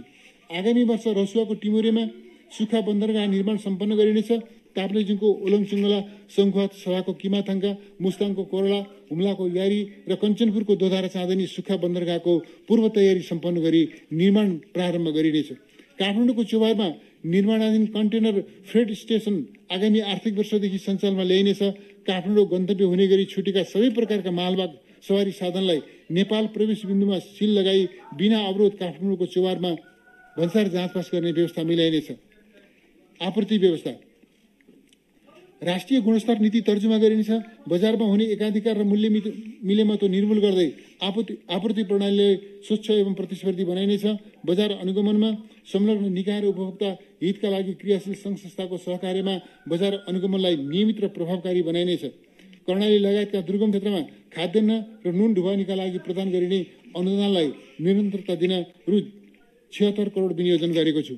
न्यूनतम 3 महिनाको पेट्रोलियम पदार्थको मागलाई धान्न सक्ने गरी भण्डारण क्षमता वृद्धि गरिनेछ। पानी ट्याङ्कीदेखि काँक्रेबिट्टा हुँदै 4 आलीसम्म र अम्लेखगञ्जदेखि लोथरसम्म पेट्रोलियम पाइपलाइन बिछ्याउने कार्य प्रारम्भ गरी 3 वर्षभित्र सञ्चालनमा ल्याइनेछ। आयोडिनयुक्त नुन आपूर्तिलाई सर्वसुलभ, गुणस्तरीय एवं न्यून मूल्यमा उपलब्ध गराउन निजी क्षेत्रको सहभागितामा नुन उत्पादन तथा वितरण प्रतिस्पर्धी बनाइनेछ। उद्योग वाणिज्य तथा आपूर्ति मन्त्रालयका लागि रु 13 अर्ब 58 करोड विनियोजन गरेको छु। आदरणीय दिदीबहिनी तथा दाजुभाइहरू, अब म शिक्षा, खानेपानी लगायत सामाजिक क्षेत्रतर्फका कार्यक्रम र विनियोजन प्रस्तुत गर्दछु। गुणस्तरीय शिक्षा, मानव पुँजी निर्माणको आधार शिक्षालाई गुणस्तरीय, जीवन उपयोगी, व्यावसायिक र प्रविधि मैत्री बनाई शिक्षामा सबै नागरिकको पहुँच सुनिश्चित गरिनेछ। दक्ष शैक्षिक जनशक्ति विकास र ज्ञान एवं सिपमूलक पाठ्यक्रम तर्जुमा गरी अनुकूल सिकाइ वातावरण निर्माण गरिनेछ। विपद संवेदनशील तथा अपाङ्ग मैत्री शैक्षिक पूर्वाधार निर्माण गरिनेछ। नतिजामूलक शैक्षिक मूल्याङ्कन प्रणाली अवलम्बन गरिनेछ। सामुदायिक शिक्षालयको शैक्षिक गुणस्तर अभिवृद्धि गर्न शैक्षिक नतिजाको आधारमा अनुदान दिने व्यवस्था गरिनेछ। राष्ट्रपति शैक्षिक सुधार कार्यक्रमलाई शैक्षिक क्षेत्रको पूर्वाधार निर्माणमा केन्द्रित गरिनेछ। 3 वर्षभित्र सबै तहका सामुदायिक विद्यालय र क्याम्पसको कक्षा कोठा, प्रयोगशाला, पुस्तकालय, खानेपानी तथा शौचालय लगायत वैकल्पिक सिकाइ विधि अनुकूलका भवन तथा पूर्वाधार निर्माण गरिनेछ। आगामी वर्ष प्राथमिकताको आधारमा 1500 सामुदायिक विद्यालय र क्याम्पसको भौतिक पूर्वाधार निर्माण गर्न प्रारम्भ गरिनेछ। यस कार्यक्रमको कार्यान्वयनबाट शैक्षिक पूर्वाधार निर्माणमा क्रान्तिकारी परिवर्तन हुने, देश सुहाउँदो दक्ष जनशक्ति उत्पादन गरी सामाजिक न्याय सहितको आर्थिक सामाजिक रूपान्तरण गर्न महत्त्वपूर्ण योगदान पुग्ने विश्वास लिएको छु। राष्ट्रपति शैक्षिक सुधार कार्यक्रमका लागि रु 10 अर्ब विनियोजन गरेको छु। आगामी शैक्षिक सत्रमा आधारभूत तहमा विद्यार्थी भर्ना दर 100% पुर्याई अनिवार्य र निःशुल्क आधारभूत शिक्षा सुनिश्चित गरिनेछ। गुरुकुल, मदरसा र गुम्बा जस्ता परम्परागत शिक्षाविधिलाई औपचारिक शिक्षा प्रणालीमा आबद्ध गरिनेछ। प्रारम्भिक बाल विकास केन्द्रका शिक्षिका र विद्यालय कर्मचारीलाई नेपाल सरकारले निर्धारण गरे बमोजिम रु 15,000 न्यूनतम मासिक पारिश्रमिक उपलब्ध गराइनेछ। नेपाल सरकारले हाल उपलब्ध गराउँदै आएको मासिक पारिश्रमिकमा वृद्धि गरी रु 8,000 पुर्याएको छु। न्यूनतम पारिश्रमिकभन्दा कम हुन आउने रकम सम्बन्धित स्थानीय तहले बेहोर्ने व्यवस्था मिलाइनेछ। यसका लागि रु 5 अर्ब 55 करोड विनियोजन गरेको छु। बालबालिकाको पोषण स्तरमा सुधार ल्याउन र शैक्षिक सत्र पूरा नगरी बीचमा नै कक्षा छोड्ने समस्या समाधान गर्न सार्वजनिक विद्यालयका कक्षा 5 सम्मका सबै बालबालिकालाई दिवा खाजा कार्यक्रम सञ्चालन गर्न रु 8 अर्ब 73 करोड विनियोजन गरेको छु। यसबाट देशभरका 35 लाख विद्यार्थी लाभान्वित हुनेछन्। शिक्षक विद्यार्थी अनुपातको आधारमा शिक्षकको दरबन्दी मिलान गरिनेछ। प्राथमिक तहमा बढी हुने दरबन्दी माध्यमिक तहमा रूपान्तरण गरी बढी भएको दरबन्दी खारेज गरिनेछ। माध्यमिक तहका विद्यालयमा विद्यार्थी संख्याको अनुपातमा विज्ञान, गणित र अङ्ग्रेजी विषयका शिक्षक व्यवस्था गर्न थप अनुदानका लागि रु 2 अर्ब 66 करोड विनियोजन गरेको छु। आगामी 2 वर्षभित्र सबै सामुदायिक विद्यालयमा निःशुल्क ब्रोडब्यान्ड इन्टरनेट सेवा पुर्याउने उद्देश्यका साथ आगामी आर्थिक वर्षको अन्तसम्ममा मुलुकभरका 60% विद्यालयमा सेवा विस्तार गरिनेछ। वैकल्पिक शिक्षा सिकाइ कार्य योजनाको प्रभावकारी कार्यान्वयन गरिनेछ। विद्यालय जान नपाएका विद्यार्थीलाई लक्षित गरी सिकाइ पोर्टलको विकास तथा नेपाल टेलिभिजन मार्फत शैक्षिक च्यानल सञ्चालन गर्ने व्यवस्था मिलाएको छु। वैकल्पिक शिक्षण सिकाइ कार्ययोजना कार्यान्वयनको लागि रु 1 अर्ब 20 करोड विनियोजन गरेको छु। सार्वजनिक विद्यालयमा कक्षा 9 सम्म अध्ययन गर्ने बालबालिकालाई रङ्गीन पाठ्यपुस्तक छपाई गरी शैक्षिक सत्र सुरु हुनु अगावै निःशुल्क वितरण गरिनेछ। कक्षा 12 सम्मका छात्र छात्रालाई निःशुल्क पाठ्य पुस्तक र छात्रालाई निःशुल्क सेनिटरी प्याड वितरण गर्न रु 4 अर्ब 79 करोड विनियोजन गरेको छु। जोखिममा परेको अल्पसंख्यक, लोपोन्मुख, सीमान्तकृत समुदाय तथा विभिन्न वर्गका बालबालिकाका लागि ताप्लेजुङ, रसुवा, मुस्ताङ, मुगु, दार्चुला लगायतका 13 हिमाली जिल्लामा माध्यमिक तहका आवश्यक विद्यालय सञ्चालन गरिनेछ। चेपाङ, राउटे, बादी, माझी, मुसहर लगायत आर्थिक सामाजिक रूपमा सीमान्तकृत र लोपोन्मुख समुदाय, अपङ्गता भएका व्यक्ति, शहीद परिवार, द्वन्द्व पीडित, कोभिड-19 को संक्रमणबाट मृत्यु भएका परिवारका छात्र छात्रा तथा HIV एड्स संक्रमित बालबालिकाको शिक्षा प्राप्तिको अधिकारको संरक्षण गर्न छात्रवृत्तिका लागि बजेट व्यवस्था गरेको छु। दलित, मुस्लिम महिला तथा मुक्त कमजोरी महिला विद्यार्थीका लागि सबै विषयमा उच्च शिक्षासम्म छात्रवृत्ति प्रदान गर्ने र निःशुल्क शिक्षा सुनिश्चित गर्ने व्यवस्था मिलाएको छु। दृष्टिविहीन बालबालिकालाई ब्रेल पाठ्यपुस्तक लगायत आधुनिक प्रविधिको सहायताबाट शिक्षा प्राप्त गर्ने व्यवस्था मिलाइनेछ। बौद्धिक अपाङ्गता भएका विद्यार्थीका लागि आवश्यक सुविधा सहित प्रत्येक प्रदेशमा एक विशेष विद्यालय स्थापना गरी सञ्चालनमा ल्याइनेछ। एक विद्यालय एक स्वास्थ्य कर्मीको नीति अवलम्बन गरी विद्यालयमा स्वास्थ्य सचेतना अभिवृद्धि गरिनेछ। प्रत्येक शैक्षिक सत्रको सुरुमा सबै विद्यार्थीको अनिवार्य रूपमा आँखा, कान लगायतका आधारभूत स्वास्थ्य परीक्षण गर्ने व्यवस्था कार्यान्वयन गरिनेछ। माध्यमिक तहका विद्यार्थीलाई दैनिक पठन पाठनको अतिरिक्त Nepal scout, junior red cross circle, खेलकुद र सङ्गीत लगायतका अतिरिक्त क्रियाकलापमा सहभागी हुन प्रोत्साहित गरिनेछ। विश्वविद्यालय अनुदान आयोगलाई राष्ट्रिय योग्यता परीक्षण, मापदण्ड निर्धारण तथा विश्वविद्यालयको अनुगमन र नियमन गर्ने सबल र सक्षम निकायमा विकास गरिनेछ। विश्वविद्यालयलाई प्रदान गरिने अनुदान कार्य सम्पादनमा आधारित बनाइनेछ। विश्वविद्यालय अनुदान आयोग मार्फत वितरण हुने अनुदान वृद्धि गरी रु 18 अर्ब 34 करोड पुर्याएको छु। 70% प्राविधिक र 30% साधारण शिक्षाको अवधारणा कार्यान्वयन गरिनेछ। महोत्तरीको जलेश्वरमा इन्जिनियरिङ कलेज स्थापना गरिनेछ। कृषि तथा वन विश्वविद्यालयका आङ्गिक कलेज विस्तार गरिनेछ। मदन भण्डारी प्रौद्योगिक विश्वविद्यालय आगामी 2 वर्षभित्र सञ्चालनमा ल्याइनेछ। आगामी वर्ष विश्वविद्यालयको पूर्वाधार निर्माण गर्न बजेट व्यवस्था गरेको छु। 2 वर्षभित्र योगमाया आयुर्वेदिक विश्वविद्यालय सञ्चालनमा ल्याउने गरी पूर्वाधार निर्माणको कार्य प्रारम्भ गर्न बजेट छुट्याएको छु। प्रस्तावित नेपाल विश्वविद्यालयको स्थापना तथा सञ्चालनको लागि आवश्यक सहजीकरण गरिनेछ। आगामी वर्ष सुदूरपश्चिम प्रदेशको गेटामा निर्माणाधीन मेडिकल कलेज सञ्चालनमा ल्याइनेछ। बुटवल मेडिकल कलेजको विस्तृत परियोजना प्रतिवेदन तयार गरी निर्माण कार्य प्रारम्भ गरिन्छ। प्रदेश नम्बर 2 को बर्दिवास र कर्णाली प्रदेशको सुर्खेतमा मेडिकल कलेज स्थापना गर्न जग्गा प्राप्ति र विस्तृत परियोजना प्रतिवेदन तयार गरिनेछ। विश्वविद्यालय शिक्षालाई अनुसन्धानमा आधारित बनाइनेछ। त्रिभुवन विश्वविद्यालय अन्तर्गतका सेडा, सिनास, सेरिड र रिकास्टलाई अनुसन्धानको अग्रणी संस्थाको रूपमा विकास गर्न बजेट व्यवस्था गरेको छु। स्थानीय विशेषता र आवश्यकताका आधारमा सिपयुक्त दक्ष जनशक्ति तयार गर्न सबै स्थानीय तहमा प्राविधिक शिक्षालय सञ्चालन गरिनेछ। प्राविधिक शिक्षा तथा व्यावसायिक तालिम परिषदको सम्बन्धन र सम्बन्धित स्थानीय तहको व्यवस्थापनमा प्राविधिक शिक्षालय स्थापना गर्न सशर्त अनुदान उपलब्ध गराइनेछ। प्राविधिक शिक्षा तथा व्यावसायिक तालिम परिषदलाई पाठ्यक्रम विकास, दक्ष प्रशिक्षक उत्पादन, शिक्षालयको गुणस्तर निर्धारण, सिकाइ प्रमाणीकरण र नियमन कार्यमा केन्द्रित गरिनेछ। इतिहासको अध्ययन, अन्वेषण र खोज गरी भौगोलिक, राजनीतिक, सांस्कृतिक एवं सामाजिक पक्षमा प्रमाणिकता स्थापित गर्न क्रियाशील रहेको इतिहास संशोधन मण्डललाई सबल बनाउन रकम उपलब्ध गराइनेछ। काठमाडौँको जगडलमा युनेस्को ग्राम निर्माण गरिनेछ। विज्ञान प्रविधि समाजसँग विज्ञान र उत्पादनसँग प्रविधि तथा नवप्रवर्धन आबद्ध गरी वैज्ञानिक चेतना अभिवृद्धि गरिनेछ। विज्ञान र प्रविधि सम्बन्धी कार्यलाई एकीकृत र समन्वयात्मक रूपमा सञ्चालन गर्न विज्ञान प्रविधि तथा नवप्रवर्धन परिषद गठन गरिनेछ। विज्ञान तथा प्रविधिका क्षेत्रमा विश्वस्तरको जनशक्ति उत्पादन गर्न स्थापित मदन भण्डारी विज्ञान तथा प्रविधि विश्वविद्यालय आगामी वर्ष सञ्चालनमा ल्याइनेछ। मकवानपुरको चितलाङमा इन्जिनियरिङ संकायको पूर्वाधार निर्माण कार्य सम्पन्न गरिनेछ। काभ्रेको पाँचखालमा पूर्वाधार निर्माणको विस्तृत परियोजना प्रतिवेदन तयार गरी निर्माण कार्य प्रारम्भ गरिनेछ। यसका लागि रु 1 अर्ब 55 करोड रकम विनियोजन गरेको छु। नेपाल विज्ञान तथा प्रविधि प्रज्ञा प्रतिष्ठानको पुनर्संरचना गरिनेछ। बीपी कोइराला मेमोरियल विज्ञान संग्रहालयलाई बीपी कोइराला राष्ट्रिय विज्ञान पार्कमा विकास गरिनेछ। शिक्षा विज्ञान तथा प्रविधि मन्त्रालयलाई रु 1 खर्ब 80 अर्ब 4 करोड विनियोजन गरेको छु। संस्कृति परम्परागत संस्कृति एवं पुरातात्विक सम्पदाको संरक्षण र सम्वर्धन गरी सफ्ट पावरको रूपमा विश्व सामु प्रस्तुत गरिनेछ। लुम्बिनी विकास गुरु योजनाको बाँकी काम 2 वर्षभित्र सम्पन्न गरिनेछ। अन्तर्राष्ट्रिय स्तरका विख्यात योजनाविदद्वारा लुम्बिनी, तिलोराकोट, रामगाम र देवदह क्षेत्र समेटी बृहत लुम्बिनी विकास गुरु योजना तयार गरिनेछ। यसका लागि रु 1 अर्ब 50 करोड विनियोजन गरेको छु। पशुपति विकास क्षेत्र विकास गुरु योजना तर्जुमा गरी कार्यान्वयन गरिनेछ। पशुपतिनाथ मन्दिरको प्रबलीकरण लगायत पूर्वाधार निर्माण गर्न रु 35 करोड विनियोजन गरेको छु। जानकी मन्दिर र तिलोराकोटलाई विश्व सम्पदा सूचीमा सूचीकृत गर्न प्रक्रिया अगाडि बढाइनेछ। जनकपुरलाई धार्मिक, सांस्कृतिक र पर्यटकीय स्थलको रूपमा विकास गर्न हरेक वर्ष अष्टावक्र र शास्त्रार्थ सहितको धार्मिक सम्मेलन आयोजना गरिनेछ। चितवनको अयोध्यापुरीमा राम मन्दिर निर्माण गर्न बजेट छुट्याएको छु। विराट क्षेत्र, राम जानकी मन्दिर, देवघाट, भैरवस्थान, रुरु, खप्तड लगायत धार्मिक क्षेत्रको संरक्षण तथा विकासको लागि बजेट व्यवस्था गरेको छु।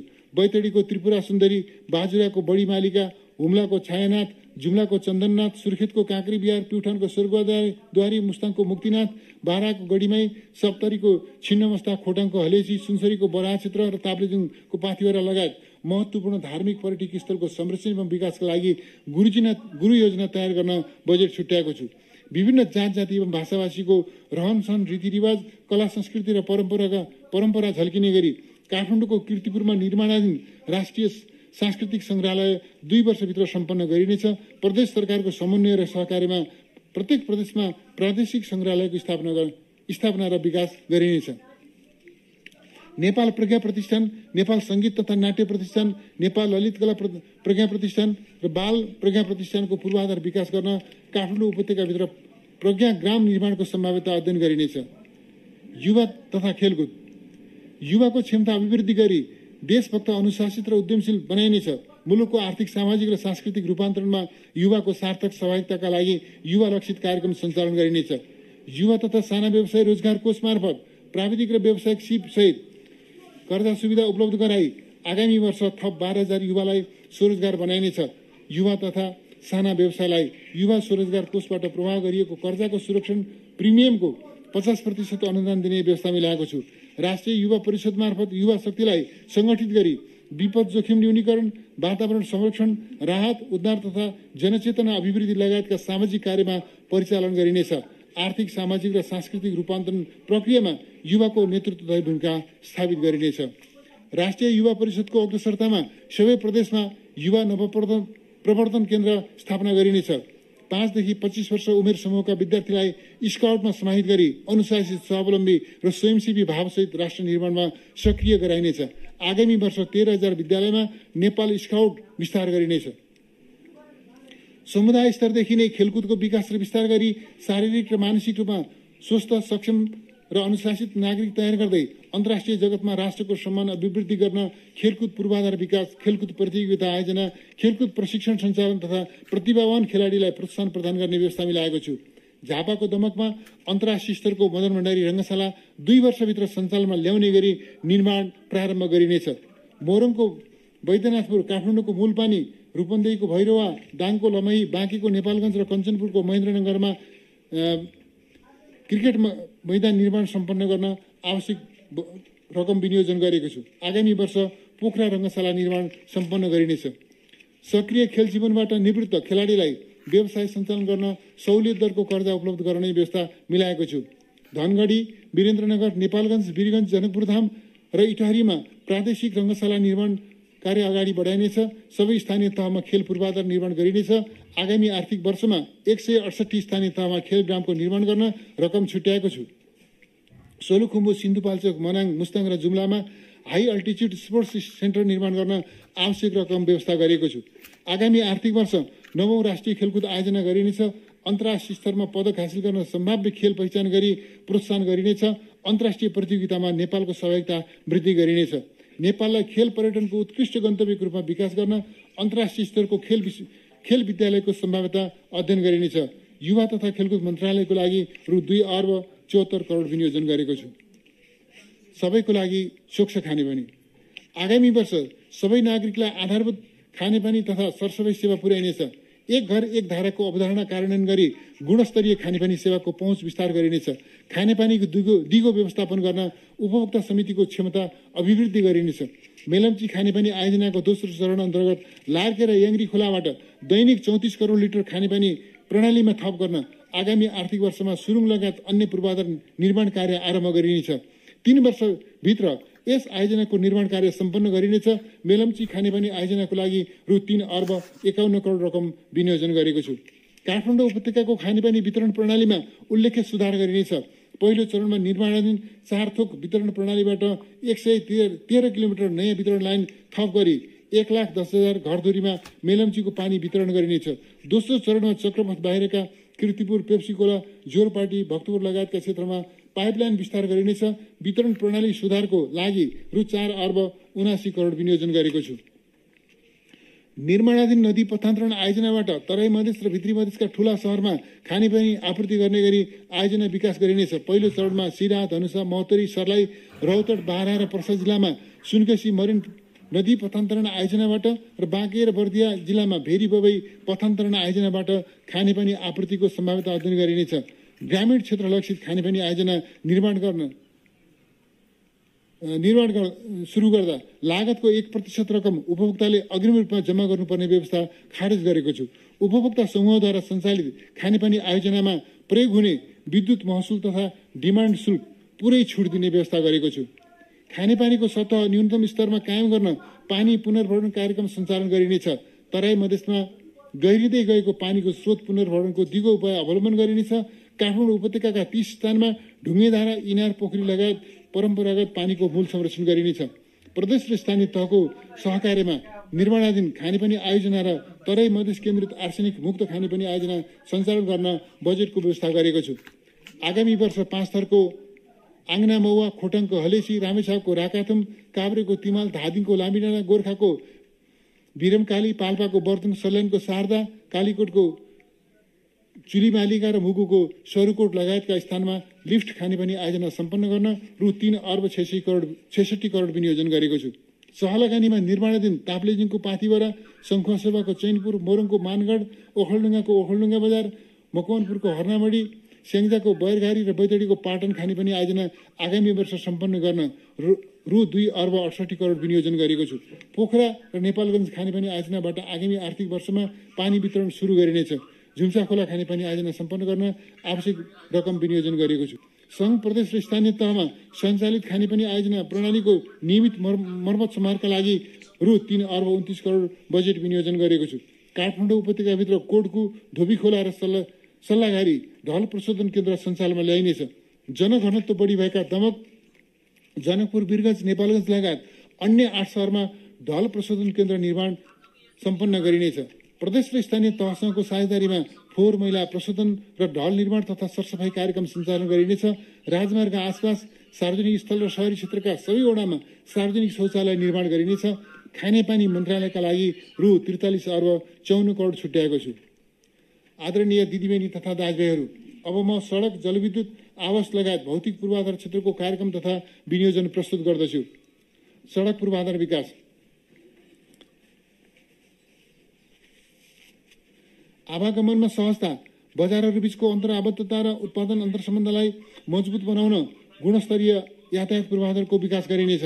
प्रमुख सहरहरू बीचको यात्रा अवधि अधिकतम 2 घण्टा हुने गरी समय र लागत घटाउन गतियुक्त सडक, सुरुङ मार्ग, उचाइयुक्त पुल एवं फ्लाइओभर निर्माण गरिनेछ। सबै सडकको GIS म्यापिङ गरी वर्गीकरण गर्ने व्यवस्था मिलाएको छु। पूर्व पश्चिम राजमार्गलाई सुरक्षा मापदण्ड सहितको 4 लेनमा विस्तार गरिनेछ। कञ्चनपुर कमला, कमला ढल्केवर पथलैया र नारायणघाट बुटवल खण्डको विस्तार कार्यलाई तीव्रता दिइनेछ। काँकडभिट्टा इनरुवा, पथलैया नारायणघाट, बुटवल कोहलपुर र कोहलपुर बनबासा खण्डको विस्तृत डिजाइन सम्पन्न गरी निर्माण कार्य थालनी गरिनेछ। यस राजमार्गको सघन बस्ती भएको क्षेत्रमा सर्भिस लेन, अन्डरपास तथा फ्लाइओभर, चुरे क्षेत्रमा टनेल र वन क्षेत्रमा वन्यजन्तु टनेल समेत निर्माण गरिनेछ। यसका लागि रु 15 अर्ब 34 करोड विनियोजन गरेको छु। पुष्पलाल राजमार्गलाई 4 लेनमा विस्तार गरी मध्य पहाडी क्षेत्रको विकास मेरुदण्डको रूपमा निर्माण गरिनेछ। राजमार्गको दूरी घटाउन सम्भाव्यता अध्ययन गरी पुनः रेखाङ्कन, सुरुङ प्रविधिको प्रयोग र उचाइयुक्त पुल निर्माण गरिनेछ। यसका लागि रु 8 अर्ब 13 करोड विनियोजन गरेको छु। मदन भण्डारी राजमार्गको चतरा हेटौडा खण्डको निर्माण कार्य आगामी आर्थिक वर्ष सम्पन्न गरिनेछ। शान्तिनगर धरान र भेडाबारी धुलियाघाट सुर्खेत खण्डको निर्माण कार्य आरम्भ गरिनेछ। बाँकी खण्डको रेखाङ्कन र विस्तृत आयोजना प्रतिवेदन तयार गरी निर्माण कार्य अघि बढाइनेछ। यसका लागि रु 3 अर्ब 20 करोड विनियोजन गरेको छु। हुलाकी राजमार्गको निर्माण कार्य आगामी आर्थिक वर्षमा सम्पन्न गरिनेछ। रतुवा, बिरिङ, कन्काई, कमला, बागमती, बलान, डन्डा र कान्द्रा नदीमा पुल निर्माण सम्पन्न गरिनेछ। चितवन र मकवानपुर जिल्लाका राष्ट्रिय निकुञ्ज क्षेत्रमा पर्ने खण्डको पुनर्रेखाङ्कन गरी निर्माण सम्पन्न गरिनेछ। हुलाकी राजमार्गका लागि रु 6 अर्ब 39 करोड विनियोजन गरेको छु। काठमाडौँ तराई मधेस द्रुत मार्गको निर्माणलाई तीव्रता दिइनेछ। द्रुत मार्गमा पर्ने सुरुङ मार्ग र उचाइयुक्त पुल निर्माण कार्य आगामी वर्ष प्रारम्भ गरिनेछ। काठमाडौँ तराई द्रुत मार्ग निर्माणको लागि रु 8 अर्ब 15 करोड विनियोजन गरेको छु। सिद्धार्थ राजमार्ग र कोहलपुर सुर्खेत राजमार्गलाई डेडिकेटेड डबल लेनमा स्तरोन्नति गर्न रु 7 अर्ब विनियोजन गरेको छु। पृथ्वी राजमार्गको नागढुङ्गा मुगलिङ खण्डको स्तरोन्नति र आमु खैरेनी पोखरा खण्ड 4 लेनमा विस्तार गर्न रु 7 अर्ब 27 करोड विनियोजन गरेको छु। पूर्व पश्चिम राजमार्गबाट तराई मधेसका 18 जिल्लामा जिल्ला सदरमुकाम हुँदै दक्षिणी सीमा जोड्ने सडकलाई 4 लेनमा विस्तार गर्ने कार्यक्रम अन्तर्गत सम्पन्न हुन बाँकी खण्डको विस्तार गर्न रु 2 अर्ब 66 करोड विनियोजन गरेको छु। अरनिको राजमार्गको धुलीखेल दोलालघाट कोदारी खण्ड स्तरोन्नति तथा विस्तार गर्न रु 1 अर्ब 13 करोड विनियोजन गरेको छु। गल्ची, स्याफ्रुबेसी, रसुवागढी र काठमाडौँ बिदुर सडकलाई डेडिकेटेड डबल लेनमा स्तरोन्नति गरिनेछ। ओलङचुङ्गला, किमाथाङका लामाबगर, लार्के, कोरोला, हिल्सा, यारी र टिङ्करसम्मको पहुँच मार्ग निर्माण तथा सुधारको लागि बजेट व्यवस्था गरेको छु। उत्तर दक्षिण सडक कोरिडोर निर्माण कार्यलाई तीव्रता दिइनेछ। मेची कोरिडोरको देउराली भैँसी खण्ड, तमोर कोरिडोरको चतरा ओलङचुङ्गला खण्ड, कोशी कोरिडोरको खाँदबारी किमाथाङका खण्ड, त्रिशुली कोरिडोरको त्रिशुली स्याफ्रुबेसी रसुवा खण्ड, कालीगण्डी कोरिडोर सेती लोकमार्गको टिकापुर साफे खण्ड निर्माण कार्य अघि बढाउन रु 6 अर्ब 50 करोड विनियोजन गरेको छु। कर्णाली राजमार्गको सुर्खेत खुलालु खण्ड 2 लेनको बनाइनेछ। नागमा कमगढी सडक स्तरोन्नति गरिनेछ। यसका लागि रु 1 अर्ब 20 करोड विनियोजन गरेको छु। हुम्ला जिल्लाको सिमीकोटलाई आगामी आर्थिक वर्ष राष्ट्रिय राजमार्ग सञ्जालमा जोडिनेछ। भेरी सडक कोरिडोरको जाजरकोट दुनै खण्डको स्तरोन्नति गरिनेछ। दुनै तिन्जे धो खण्डको ट्र्याक खोल्ने कार्य आगामी आर्थिक वर्ष प्रारम्भ गरिनेछ। यसका लागि रु 61 करोड विनियोजन गरेको छु। महाकाली कोरिडोरको ब्रह्मदेव मण्डी झुलाघाट दार्चुला खलङ्ग टिङ्कर सडकको निर्माण कार्यलाई तीव्रता दिनेछ। यसका लागि रु 1 अर्ब 3 करोड विनियोजन गरेको छु। आगामी वर्ष 300 पुल निर्माण सम्पन्न गरिनेछ। दोधारा चाँदनी हुँदै भारतीय सिमानाका जोड्ने महाकाली नदीमा 4 लेनको पुल निर्माण कार्य सम्पन्न गरिनेछ। पुल निर्माणतर्फ रु 11 अर्ब 10 करोड विनियोजन गरेको छु। पूर्व पश्चिम राजमार्गका कोशी नारायणी राप्ती लगायतका 10 सम्भाव्य सडक पुललाई आकर्षक सिग्नेचर ब्रिजले प्रतिस्थापन गरिनेछ। यी पुलहरूको डिजाइन एवं विस्तृत परियोजना प्रतिवेदन तयार गर्न ख्यातिप्राप्त अन्तर्राष्ट्रिय परामर्शदातालाई सहभागी गराइनेछ। संघीय सरकारको क्षेत्राधिकारभित्रका सडक तथा पुलको मापदण्ड निर्धारण, ड्रइङ, डिजाइन, निर्माण, मर्मत सम्हार, सम्भावित लगानीको वैकल्पिक उपकरणहरूको प्रयोग, वित्तीय स्रोत परिचालन एवं अभिलेखीकरण समेतका लागि राष्ट्रिय राजमार्ग प्राधिकरण निर्माण गर्न विज्ञ सहितको अध्ययन कार्यदल गठन गरिनेछ। काठमाडौँ उपत्यकाको चक्रपथ विस्तारको दोस्रो चरण अन्तर्गत कलङ्कीदेखि महाराजगञ्ज खण्डको निर्माण सुरु गरी 2 वर्षभित्र सम्पन्न गरिनेछ। महाराजगञ्ज धोबीखोला चाबिल तिलगङ्गा खण्डको विस्तृत सम्भाव्यता अध्ययन गरी परियोजना प्रतिवेदन तयार गरी निर्माण कार्य थालनी गरिनेछ। चक्रपथको गुवारको साधोबाट र एकान्त कुना चोकमा फ्लाइओभर निर्माण कार्य आरम्भ गरिनेछ। चक्रपथ विस्तारको लागि रु 2 अर्ब 64 करोड विनियोजन गरेको छु। सार्वजनिक यातायात प्रणालीलाई सुरक्षित, विश्वसनीय र प्रविधियुक्त बनाइनेछ। विद्युतीय सवारी चालक अनुमति पत्र जारी गरिनेछ। देशभित्र दर्ता भएका सबै सवारी साधनमा रेडियो फ्रिक्वेन्सी पहिचान सहितको इम्बोस नम्बर सबै प्रदेशबाट वितरण गरिनेछ। मालवाहक तथा अन्य सवारी साधनमा GPS जडान गरिनेछ। सार्वजनिक यातायातमा टिकेटिङ लागू गरिनेछ। काठमाडौँ उपत्यका यातायात विकास प्राधिकरण गठन गरी सार्वजनिक परिवहन सञ्चालनलाई व्यवस्थित बनाइनेछ। यातायात सेवाको सञ्चालनमा प्रतिस्पर्धा प्रवर्धन गरी यात्रुलाई सुविधायुक्त र गुणस्तरीय सेवा प्रदान गरिनेछ। साबिका यातायात व्यवसाय समितिको स्वामित्वमा रहेका अचल सम्पत्ति रूपान्तरित भएका यातायात कम्पनीमा हस्तान्तरण हुने व्यवस्था मिलाइनेछ। काठमाडौँ उपत्यका बिर्तामोड, भद्रपुर, इटहरी, विराटनगर, ढल्केवर, जनकपुर, पोखरा, दमौली, बुटवल, भैरुवा, लुम्बिनी, कोहलपुर, नेपालगञ्ज, अत्तरिया, धनगढी लगायतका देशका प्रमुख शहरी क्षेत्रमा प्रदेश र स्थानीय तहको साझेदारीमा ठूला क्षमताको विद्युतीय बस सञ्चालन गरेमा थप प्रोत्साहन अनुदान दिने व्यवस्था मिलाएको छु। साझा यातायात मार्फत आगामी आर्थिक वर्षमा काठमाडौँमा न्यूनतम 100 विद्युतीय बस सञ्चालन गर्ने प्रबन्ध गरिनेछ। विद्युतीय सवारी साधनको प्रयोग बढाउन आगामी आर्थिक वर्ष निजी क्षेत्र समेतको सहभागितामा काठमाडौँ उपत्यका सहित देशका विभिन्न स्थानमा 500 चार्जिङ स्टेसन, टर्मिनल भवन लगायत अन्य पूर्वाधार निर्माण गरिनेछ। सुरुङ मार्ग। पृथ्वी राजमार्गको नागडुङमा सुरुङ मार्ग निर्माण आरम्भ भएसँगै देश सुरुङ मार्गको नयाँ युगमा प्रवेश गरेको छ। आधुनिक सुरुङ मार्ग हाम्रा लागि सपना नभई वास्तविकतामा रूपान्तरित हुँदैछ। भौगोलिक विकटताका कारण लम्बिएको हाम्रो यात्रा सुरुङ मार्गले छोटो बनाउँदैछ। यात्रा लागत घट्दैछ। अब बन्ने सडकमा सुरुङ प्रविधिको प्रयोगलाई महत्त्वका साथ अवलम्बन गरिनेछ। काठमाडौँको नागढुङ्गादेखि धादिङको सिस्ने खोलासम्मको सुरुङ मार्ग निर्माण कार्यलाई तीव्रता दिई 2 वर्षभित्र सञ्चालनमा ल्याइनेछ। यस आयोजनाको लागि रु 9 अर्ब 85 करोड विनियोजन गरेको छु।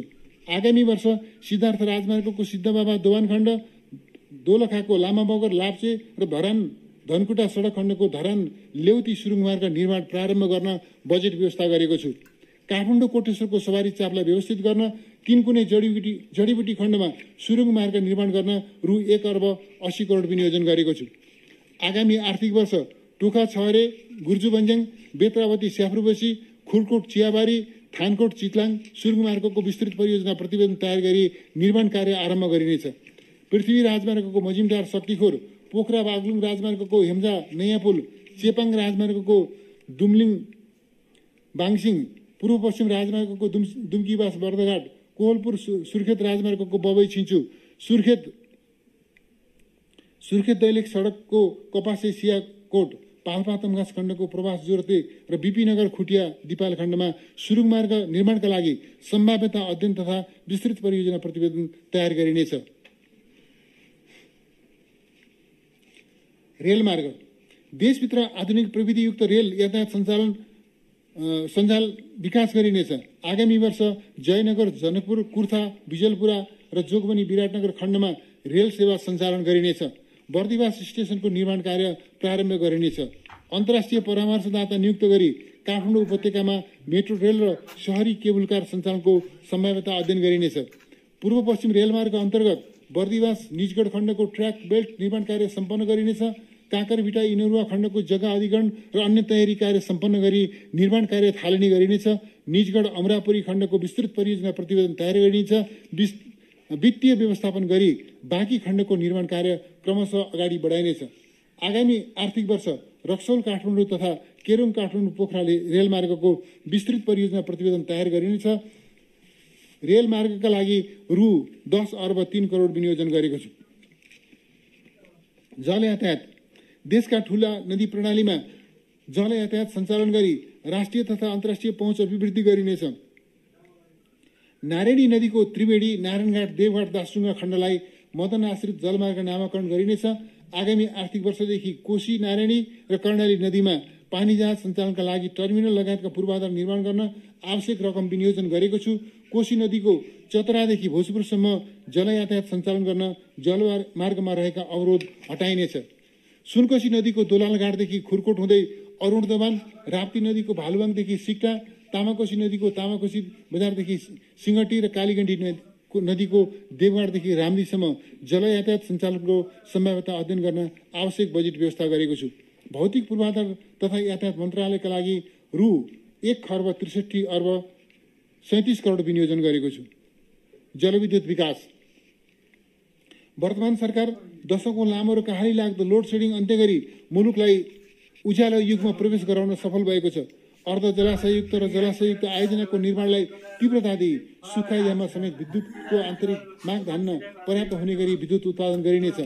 आगामी आर्थिक वर्ष तामाकोशी आयोजनाबाट 228, रसुवागढीबाट 111, सान्जेन र माथिल्लो सान्जेनबाट 56, त्रिशुली 3B बाट 37, राहुघाटबाट 40, मध्य भोटिकोशीबाट 102 मेगावाट र निजी क्षेत्रबाट निर्माणाधीन आयोजनाबाट 155 गरी 1629 मेगावाट विद्युत राष्ट्रिय प्रसारण प्रणालीमा जोडिनेछ।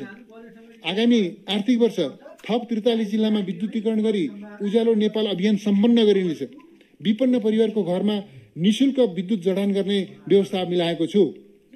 ग्रामीण तथा सामुदायिक विद्युतीकरणका लागि रु 4 अर्ब विनियोजन गरेको छु। ऊर्जा मिश्रण, चुहावट नियन्त्रण तथा वितरण प्रणाली सुदृढीकरण गरी ऊर्जा दक्षता अभिवृद्धि गरिनेछ। निजी क्षेत्रले उत्पादन गरेको सौर्य ऊर्जा बचत भएमा नेपाल विद्युत प्राधिकरणलाई बिक्री गर्ने र नपुग भएमा खरिद गर्ने नेट मिटरिङ र नेट पेमेन्टको नीति अवलम्बन गरिनेछ। उद्योगले आफ्नो खपतको लागि आधुनिक ऊर्जा उत्पादन तथा प्रसारण गर्न व्हिलिङ चार्ज लिई अनुमति दिने व्यवस्था मिलाइनेछ। जलविद्युत उत्पादनमा लगानी आकर्षित गर्न सम्भाव्य मुलुकहरूसँग द्विपक्षीय तथा बहुपक्षीय विद्युत व्यापार सम्झौता गरिनेछ। जलाशययुक्त जलविद्युत आयोजना निर्माणका लागि बाँध र विद्युत गृह छुट्टा छुट्टै प्रवर्धकबाट निर्माण गरी निजी क्षेत्रलाई आकर्षित गरिनेछ। नेपाल विद्युत प्राधिकरणबाट जलाशय निर्माण गरी उक्त जलाशयमा जम्मा भएको पानी विद्युत गृह तथा अन्य सहायक संरचना निर्माण र सञ्चालन गर्ने प्रबन्धक कम्पनीलाई शुल्क लिई उपलब्ध गराउने व्यवस्था मिलाइनेछ। जलाशययुक्त बाँधको उपयोग गरी प्रतिफल दर बढाइनेछ।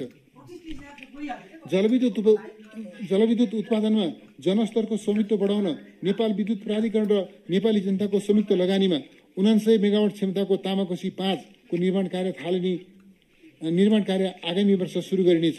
माथिल्लो अरुण, फुकोट, कर्णाली, जगुदुल्ला तथा भुन्सा खोला जलविद्युत आयोजनाको लगानी ढाँचा एकिन गरी पूर्व तयारी कार्य पूरा गरिनेछ। तमोर जलविद्युत आयोजनाको विस्तृत सम्भाव्यता अध्ययनको काम शीघ्र सम्पन्न गरी निर्माण कार्य सुरु गरिनेछ। पञ्चेश्वर जलविद्युत आयोजना अघि बढाइनेछ। निश्चित युनिटभन्दा बढी र माग कम हुने समयमा विद्युत खपत गर्ने औद्योगिक ग्राहकलाई महसुल दरमा थप छुट दिने व्यवस्था गरिनेछ। विद्युतीय चुलो, रेफ्रिजरेटर, माइक्रोवेभन, वासिङ मेसिन, डिसवास लगायत विद्युतबाट चल्ने घरायसी सामानको उपयोगलाई प्रोत्साहित गर्न यस्ता सामग्रीको भन्सार महसुल घटाएको छु। ग्राहस्थ विद्युत मिटरको क्षमता बढाउँदा प्रयोग हुने सामग्रीको मूल्य बाहेक थप मूल्य नलिने व्यवस्था गरिनेछ। बुढीगण्डकी पश्चिम सेतु, उत्तर गङ्गा र नलसिंहघाट जलविद्युत आयोजनाको निर्माण ढाँचा निर्धारण र स्रोत व्यवस्थापन गरी कार्यान्वयन गरिनेछ। वेतन कर्णाली जलविद्युत आयोजना वित्तीय व्यवस्थापन गरी निर्माण गरिनेछ। कर्णाली चिसापानी जलविद्युत आयोजना कार्यान्वयन गर्न पूर्व तयारी कार्य अघि बढाइनेछ। विद्युत प्रसारण लाइन निर्माणमा निजी क्षेत्रलाई प्रोत्साहन गर्ने नीतिगत व्यवस्था गरिनेछ। विद्युत आयोजनाको प्रवर्धकले आयोजना स्थलसम्म पहुँच मार्ग र प्रसारण लाइन निर्माण गरेमा लागतको 75% शोध भर्न दिने व्यवस्था गरिनेछ। जलविद्युत तथा प्रसारण लाइन निर्माणको लागि जग्गा प्राप्ति, वातावरणीय प्रभाव मूल्याङ्कन र राइट अफ वे निर्धारण जस्ता पूर्व तयारी निश्चित समयभित्र सम्पन्न गर्ने व्यवस्था गरिनेछ।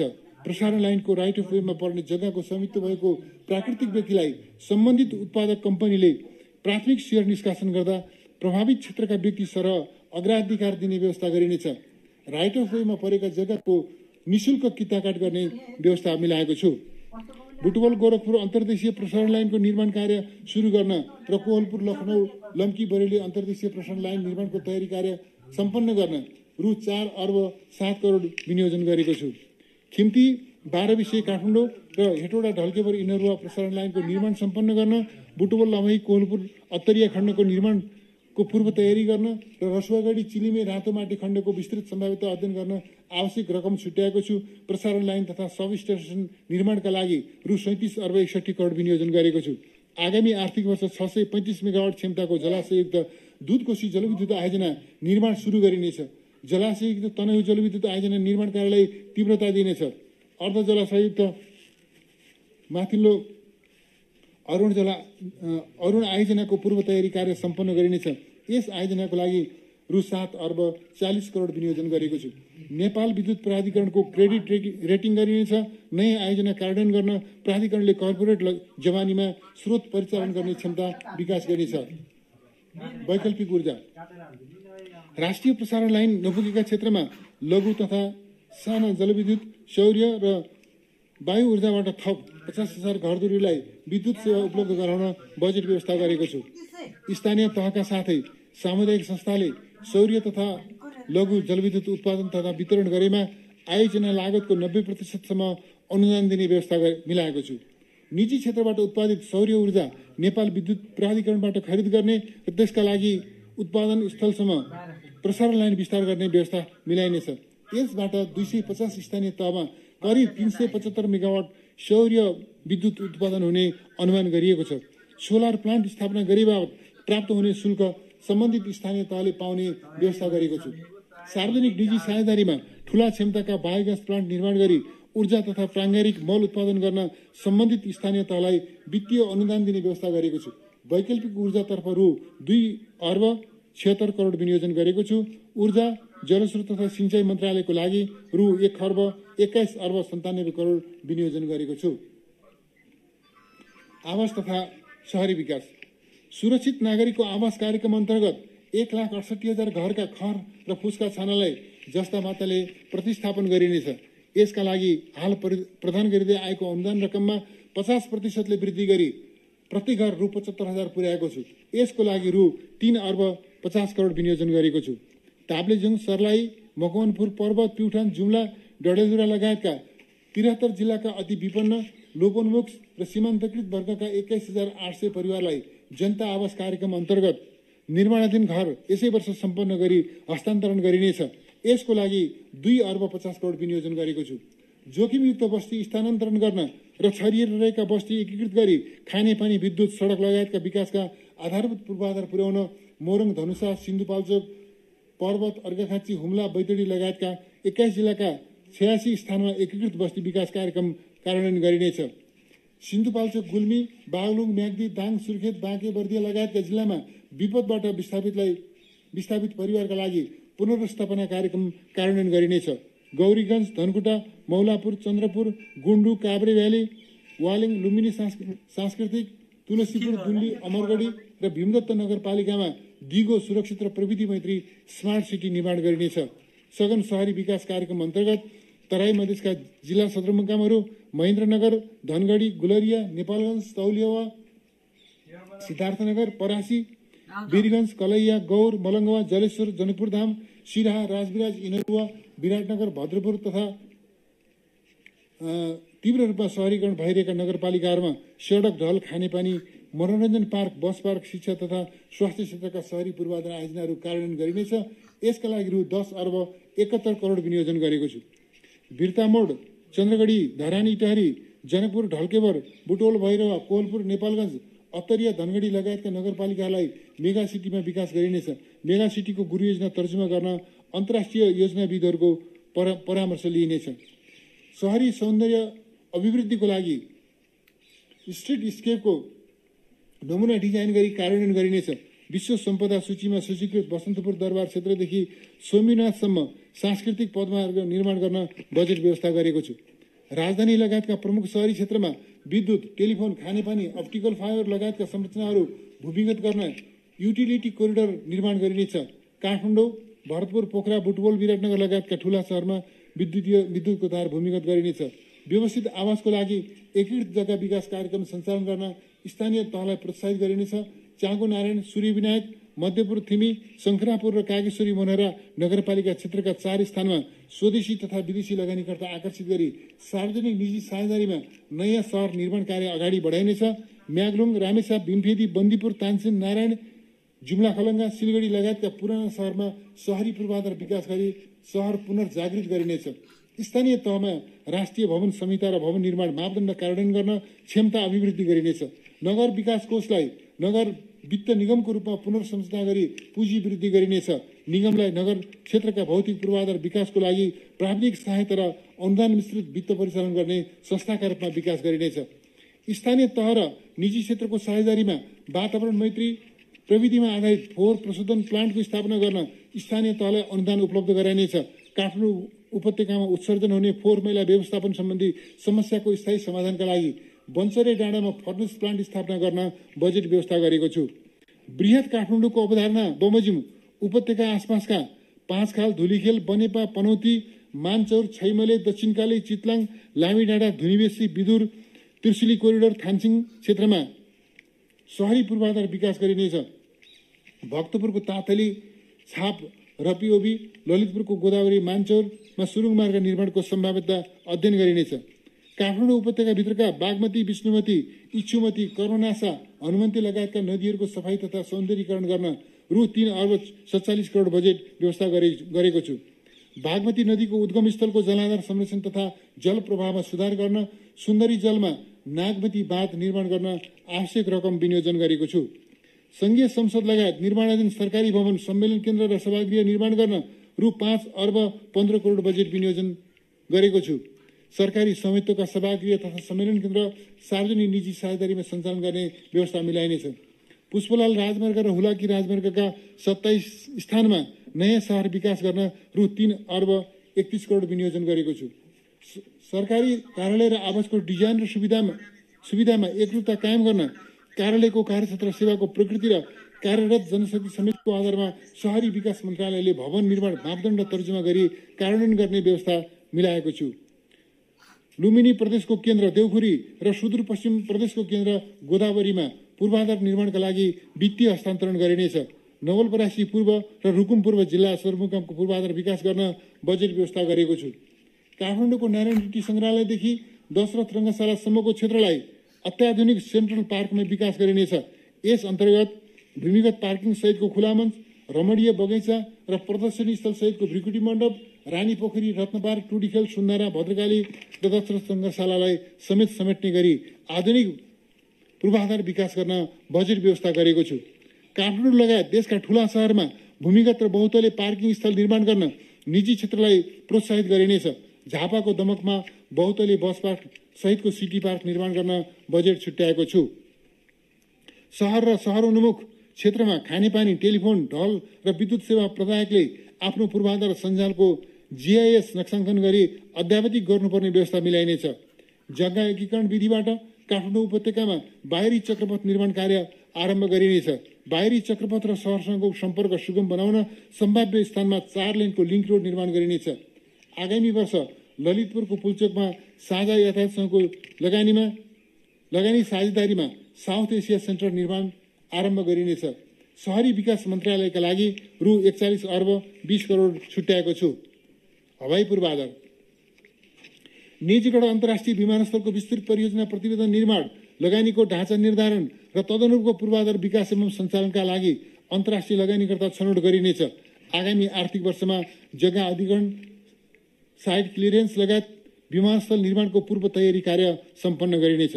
त्रिभुवन अन्तर्राष्ट्रिय विमानस्थललाई नेपालको मौलिक संस्कृति झल्किने बुटिक विमानस्थलमा रूपान्तरण गर्न प्रारम्भ गरिएको स्तरोन्नति कार्य सम्पन्न गरिनेछ। यस विमानस्थलको हवाई चापलाई सम्बोधन गर्न ट्याक्सीवे विस्तार, पार्किङ वे निर्माण सम्पन्न गरिनेछ। टर्मिनल भवनको स्तरोन्नति आरम्भ गरिनेछ।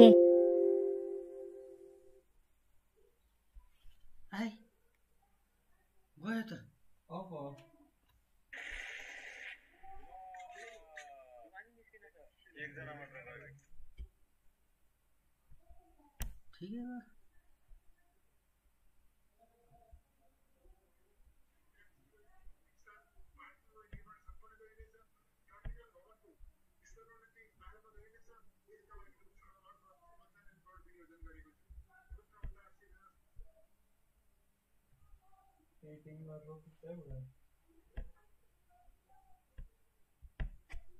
रोक दिए अहिले क्या